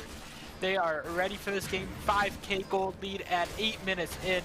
Already having a Drake, possibly going for this Rift Herald next. It's just not looking good for Mingos at the moment. Yeah, and I love this because, you know, if you're Glacial, you auto-qualified because Mingos advanced, right? And Mingos won last week, right? So this team, Mingos, looks solid, right? They advanced to Game 3 today. They won last week, and they like to banter and whatnot. And you have, if you're Glacial, you're not really playing for the tournament per se. You're playing for some freebies and some money, but you got what you came for. You already qualified. So this game has somewhat less value, but they are showing up. They're playing hard, and they're stomping this team that has arguably looked good for the last 2 weeks. So this is honestly really nice to see. They're taking it really seriously, and they're showing that they are a contender, to say the least. Oh yeah, they are showing that they belong in the League Saturday series. Yeah, absolutely. You know, we didn't. Even though we got this spot handed to us, we deserve it, hands down. Absolutely. I think we saw how well this early game's going. Field goal to Ashe are unlucky. I mean, you look for those. I think, oh, Cleanse comes out. And turn, ooh, huge turn by the MF. tons of damage. If Bard can't come over here, he does actually have... No, he's level 5 still. Never mind. I said if he had his ultimate available, they actually just double kill there. A little bit of a step coming out mid lane. Malphite's rotating, looking for the potential kill here mid. He gets spotted by Graves. Graves is on Herald. Like I said, right now Glacial is just controlling all of these objectives. They're controlling the kills because they have this very nice gold lead, which will snowball into an item advantage. Alright, Olaf is not quite here yet. Malphite ulti does double hit, and then double hit right back again, but Jax is here before Olaf can show up. And they're just going to get wiped. I think best case scenario, Olaf trades 1 kill if he's lucky. Nope, he drops. That's going to be Herald over to Glacial, and another hard one. Skirmish on the top side. This game is looking really rough. Oh yeah, it's looking very rough. 1 to 14 right now, extended to a 7K gold difference at the moment. Like, this is huge. It's starting to get to a point really where yeah, it's just one-sided at the moment. It's like he might be first towering mid. Yep, there goes the Herald.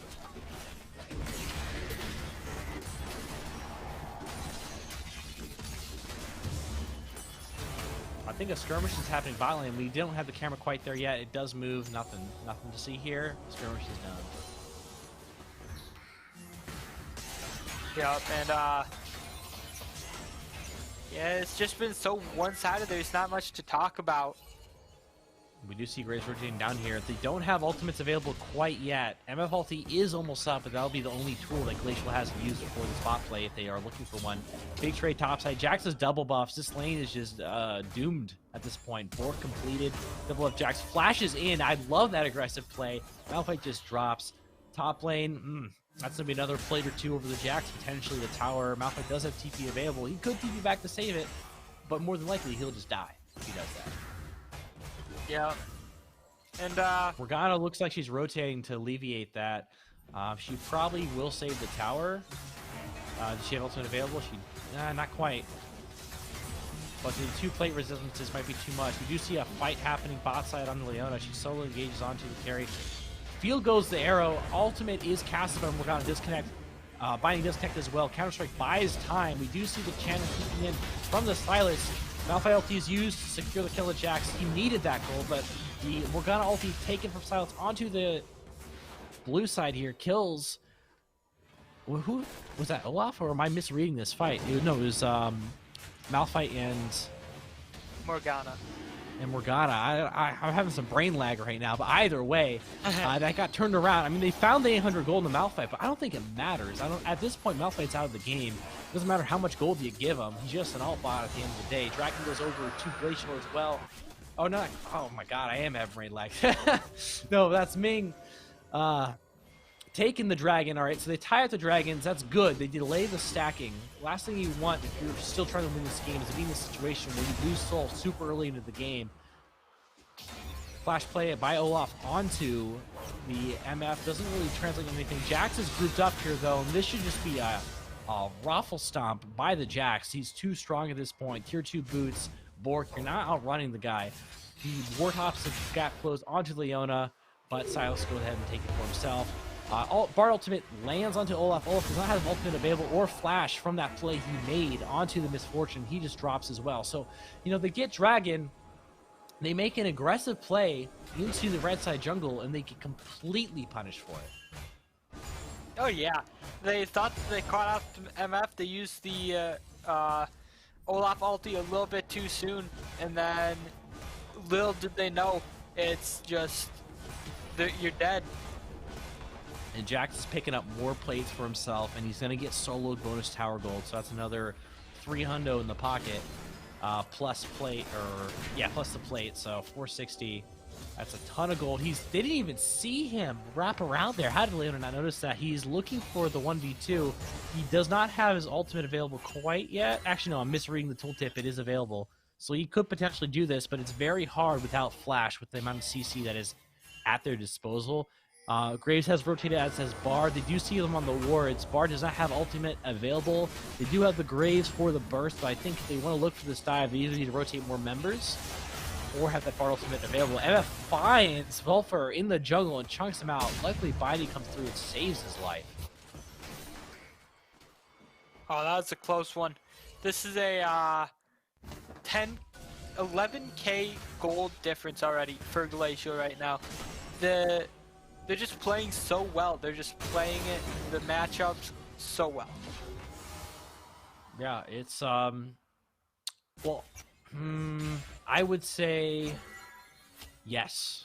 I would say yes, with the exception of top lane. I think Malphite really for top lane, but everywhere else, absolutely, absolutely. But on the flip side, yes, Jax is playing with the mistakes presented really well. He's punishing everything he sees, and he's being really aggressive. We've seen him flash onto Malphite, what, 2 or 3 times in her tower now, which a lot of people would, despite seeing that mistake, a lot of people would be scared to do in a lot of situations, just because Malphite QE. We saw Malphite get dove in a previous game, but Q alone guaranteed that he traded 1-for-1, so it is scary at times. Yeah, and Silas pushing up the top lane, Jax pushing up bot lane, looking like they're running the 1-3-1, good old 1-3-1. Yep, I mean, no one can match Jax right now. You got to send more than one person. It looks like they are sending Leona and the Ashe there. Ashe does have arrow. He could look for a long shot here and potentially kill him. Olaf is wrapping around behind. This is definitely the play. He dodges the arrow. Another missed arrow while Zulfer gets ran down by 3 members of Glacial. The Bartley does not connect. Glacial runs out. Stun connects. That's just going to be a drop Morgana in the mid lane. Some free mid damage if they want it. Jax, again, sidestep that arrow again. This is... I don't think I've seen an arrow connect in 4 attempts now, maybe more. It's definitely rough. You need those arrows to hit. Oh yeah, you definitely need these arrows to hit. If you're not, then there's really no point in building the Ashe. Ashe is going to not scale as hard as certain ADCs. You're building her usually for utility. Yep, and if that utility isn't connecting, it's a rough time. They can still potentially look here with Leon ulti available, but it's risky. With how strong Jax is, you want all your tools at your disposal. A huge dive with the Malphite R. I wouldn't really say huge. I would just say big ultimate, right? Because that's what Malphite ulti is, but it's the easiest dive of their life. 4 there, 1 solo in her tower. You have the easiest engage, point click. It's done. That's another tower over the side of Glacial. Herald is up. I expect they will just take it, rotate over the dragon, and then potentially look to open up the base. Yup. With the gold lead that they have right now, like, they really just want to end. There's not much that they can do.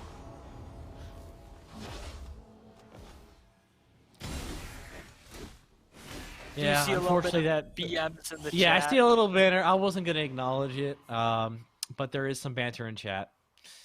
We do have that toggled off now, so we're chilling. Dragon will go over to the side of Glacial. It looks like Olaf is looking for the steal. I think if he just steals... Okay, he does just go for the cheeky Q steal. I think that's what you do. You can't... If you just... Oh! Malphite opts to turn this. They actually blow up Graves. Can they actually translate the kill? He flashes the wall of the match. Oh, no. The Undertow does not connect. Graves gets out. MF ulti connects onto Malphite and friends, but Bard kind of griefed him. Doesn't get the full channel. And at this point, I don't think it really matters. Silas is looking to clean up onto the Malphite. Ashe is turning this. I thought Jax would just run them over, but that is not the case. Ashe does pick up some gold for herself, kills the Jax, and buys him a little more time. Malphite lives as well. Silas is hunting the Ashe.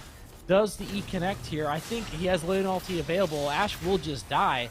You know, gets the kill. Needs to get the heck out of jungle right away, though. Binding gets dodged. Really good flash by the Silas. Tries to connect the Leon ulti to translate another kill, but does not. I think that was a really cool aggressive play. Flashes over the Binding. Would have been a highlight play for sure, but doesn't quite work out. Either way, what looked like a really free dragon into a free fight for Glacial got turned around and then turned around again, and the Glacial finds himself in the tower. Yeah, it's just been a stomp right now from Glacial. I'm not really sure what Mingos can do right now. Mingos needs... if they play safe, they're just going to lose their base. if they try to go, they really just need to try to find picks onto the Jax when he's alone. And even that's not guaranteed to work. Because, like, you have the rest of Glacial's team. You have the Graves, who's doing really well. You have the Silas, who's doing really well. You have the MF, who's doing really well. And then you have the utility from Bard. Like, they're going to be trying to stick together as a team and just end this game, I feel like. Yeah. Or they can opt for the split push and Yeah, I mean, like they could do, honestly, they could do whatever they want. The only thing they can't do is siege, I guess. Because they have no poke tools. They have no hard engage tools unless, you know, the Bard ulti connects or they steal Malphite R. Which I would argue the Bard ulti is pretty easy to dodge. And Malphite ulti right after Counter Strike ends, well timed. They should just be able to blow him up. MF ulti is channeled, but it doesn't really deal meaningful damage to the target as it needs to. Graves' ulti available, not enough to execute the Leona. They do. Oh, wow! I did. Collector. Oh, you know what? That was Red Smite plus Collector. Yeah, I was like, how did Red Smite do that much damage? But there you go. Welcome to Season 11, baby. Collected. Yep, and there we go. Bartley casted. As mentioned, it's pretty easy to dodge. Arrow stolen, but also whiffs it. No one can hit arrows today. It's crazy. Yeah, I was saying this to my friend last night that ADC skill shots and ultimates, they're some of the hardest to use. They're pretty slow. They're either pretty slow or they are just really long range. Yeah, you got to think about how you're using it. Like I'm seeing Ashe on the side of Mingo's using ulti in vision instead of out of vision, so they have more time to react to that. Big chunk onto Malphite, not going to translate into kill though. Yo. Ooh, a 1K crit on the red buff by Graves. That's scary to see. Yeah, and it's going to be pretty large gold difference still. Olaf possibly going to be Olaf getting gets caught out here. Ultimate is burned. This means that Dragon is, or not Dragon, but Baron is free. He can't actually enter to steal this without his ultimate. We have Silas pressure in the side lane with matching the Ashe, so they're not going to be contesting this at all. Silas does have TP, worst case scenario. I mean, maybe you want to steal this, but you can't. With that Malphite ulti, or not, sorry, that Olaf ulti burned, how do you get in here? That's just going to be Baron down. The one weakness that Glacial has is their ability to steal. We do see a Malphite ulti engaged onto Bar. He's pretty low. They're trying to turn this MF ulti actually pretty big here. Good damage. He needs to be able to dodge while she walks into the Morgana ulti, as does Graves. I don't think it matters. Yeah, I guess it doesn't. But as I was saying, the one weakness Glacial has is their siege potential, but Baron completely removes that weakness. And at this point, they can just take the whole base. With death timers at 30 seconds, 15 on top jungle, they do set the recall. I would have loved to risk it for the biscuit end here, but looks like they just look for one Nexus tower in, or not Nexus tower, but inhibitor tower in, inhibitor plus dragon. Yeah, it's the safe opportunity, and really it's just what you need to be taking here. You don't want to risk your lead, even with how big their lead is. If they throw it, it can be very detrimental. Yeah, I mean, I respect textbook play. Like, you take it, like, you know there's no way you can lose if you just play it slow. At the same time, I think indicators of better teams are teams that know when they can just, like, end the game. Like, we're so ahead, like, it doesn't really matter at this point. We do see a perma-slow onto the Morgana. Or not Morgana, but I saw the Morgana ulti on Silas, but it was Silas. He gets chunked out. Big Malphite ulti onto Jax, Silas. They may just drop here. Ashe is forced to walk away. They can't DPS actually right now. Finding does connect with the Graves, so he can't extend the fight. Jax doesn't get just jump back up and walks over the Ashe.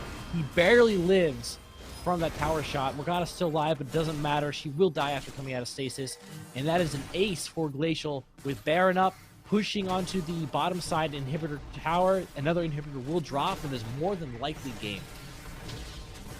Yep, this is very likely to be game. 2 inhibs down.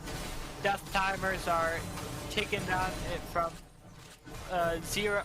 Only Malphite really is up. Malphite and Olaf, but they can't really. I mean, do if too you're much Glacial, with it. you ignore them, and just take the inhibitor or the Nexus towers if you want to. It doesn't really matter at this point. How do you fight this? They actually might find Graves here. Graves is randomly. Holy crap! The flash forward and Graves almost one shot with a single auto. The Ashe managed to kill him in return, but game's done, unfortunately. Actually, it looks like Jack's just kind of he's hitting minions. They're just. I guess they're kind of griefing. I mean, the game's over. It doesn't matter. But all right. Well, that was a decisive game 3. Glacial, you know, they got handed the qualifying spot and said, you know what, we came here to dumpster kids anyways. So yeah, I mean, it was really decisive performance by them. I mean, Mingos, they looked solid last game, they looked solid last week, and they got handled, to say the least. That is what it is. I mean, really.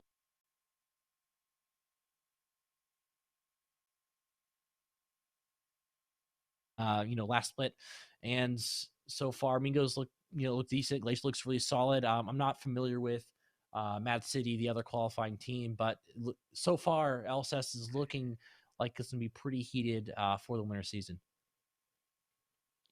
Oh yeah, this season is going to be heated. There are going to be some very good teams, very good competition. Yeah. As far as the game's concerned, do you have anything you want to say about it? I do not believe I have anything to say. Do you have anything left to say? I might. I think the biggest kicker to me was top. Malphite needed to play that lane correctly. It would have been Jax would have been a minion, and Malphite would have been huge in fights, and I think that could have changed the narrative of that game a lot. I mean, outside of that, I mean, the biggest issue, I guess, is people just kind of just died randomly. I mean, Malphite started losing. No one else was really doing that bad.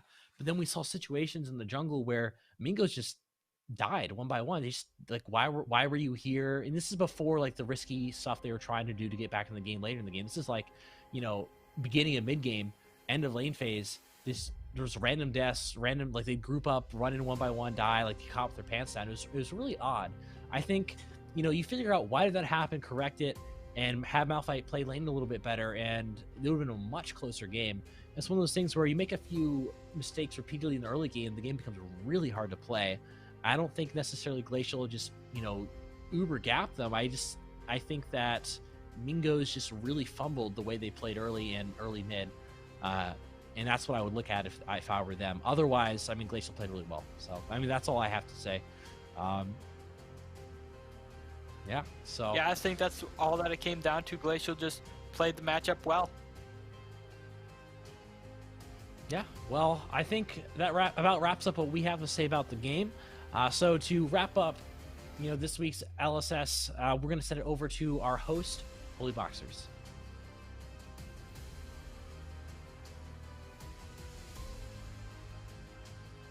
All right, thank you so much, Chief Chirpa and Jin, for your casting. Huge shout out for you guys coming out to us today and staying home, but helping us out today and getting to watch some pretty intense League of Legends. That was kind of a wild game. I wasn't really in chat because my stream wasn't working. I wasn't paying attention. I was just watching. So I know you guys probably all had some very colorful things to say about it. Thank you guys for participating and kind of engaging with us because we all really like it. So don't forget now that who even just won? I don't even know. Glacial Esports, because they haven't played yet today. Yeah, it's on my screen in front of me. They hadn't played yet today, so I just had Mingos on the brain. So congrats to Glacial. You guys have qualified for Season 2 LSS. You guys are going to get the wonderful winter LSS shirts. I don't know if you can see how it looks, but very cozy, very comfy. You also guys get the Monster Prize Pack, and you beat Mingos out for their bounty. So you guys also won their bounty, so congratulations. Next week, these three teams go head-to-head. So Mad City, Mingos, and Glacial Esports head-to-head in a round robin to determine their seeds for LSS Season 2. We also, December 19th, have last chance qualifiers. That is going to be double elimination. So any team that has played in the previous 3 days of qualifiers that did not get in, you have a last chance and it will be double elimination. So if you have a bad game, you don't just lose out right away. So any teams who have not come or have not qualified, please come back. It'll be December 19th. We really want to see as many teams as we can get in here and compete for the final spot in LSS Season 2. Don't forget, check us out on Twitter, YouTube, Instagram, Facebook at One Life to Play, discord.me/OneLifeToPlay. You can check out our website that has all of the information for LSS, the rule book, the rec guidebook. That's just our general One Life to Play kind of guides and for tournaments and leagues. OneLifeToPlay.com/LSS will give you all of that information. You can also register for LSS qualifiers on Battlefy. Just search LSS. We're the only thing that comes up. So please get in there, get qualified, and we're really excited to get started with Season 2. So we will see you guys next week. Please tune in 11 a.m. Eastern, same as always. Thanks. The situation, just the power of this Nidalee pick here. She'll have the execute damage on the Shen as well. He probably will go down. Spear misses. Yeah, needed that spear to hit for the execute. Nice. But this play looks like it's going to result in a Rift Herald, which is great for the side of CSU. We take a look in the bot lane here. They're just getting a push going. Looks like maybe they'll crash and reset. I'm not sure. Try and take a couple plates. Yeah, but this is a bona fide 2v1 right here. They could look to dive the Xayah, but if she is level 6, she could just ulti to safety. We see a bit of a contest. Shen'L comes in. Shockwave will hit Kale. Kale is under pressure. 0976 on the Nidalee looking to execute. Blue team will steal. Nidalee has to flash over the wall, and they will have to give that Herald over. A great response play by TE with the Shen ulti, sending members in to contest that play. And now Cleveland State have to split objectives. Cloud Drake for Herald instead of getting both. As we see Rakan with the counter engage in bot lane. Mudkip looking to put the damage down. Nautilus forced to walk away. And as Samira ramping there, Cleveland State's bot lane did not want to continue. Nothing to come out of that play. Pretty even game so far here. Nidalee with all 5 kills for Cleveland State. Kill gold spread across the top side of TE. We have ourselves a banger here. For we do. It's only about a 900 gold lead here with a Dragon for CSU, but Rift Herald for TE. So, like you said, a pretty close game, and I'm excited to see how it plays out here.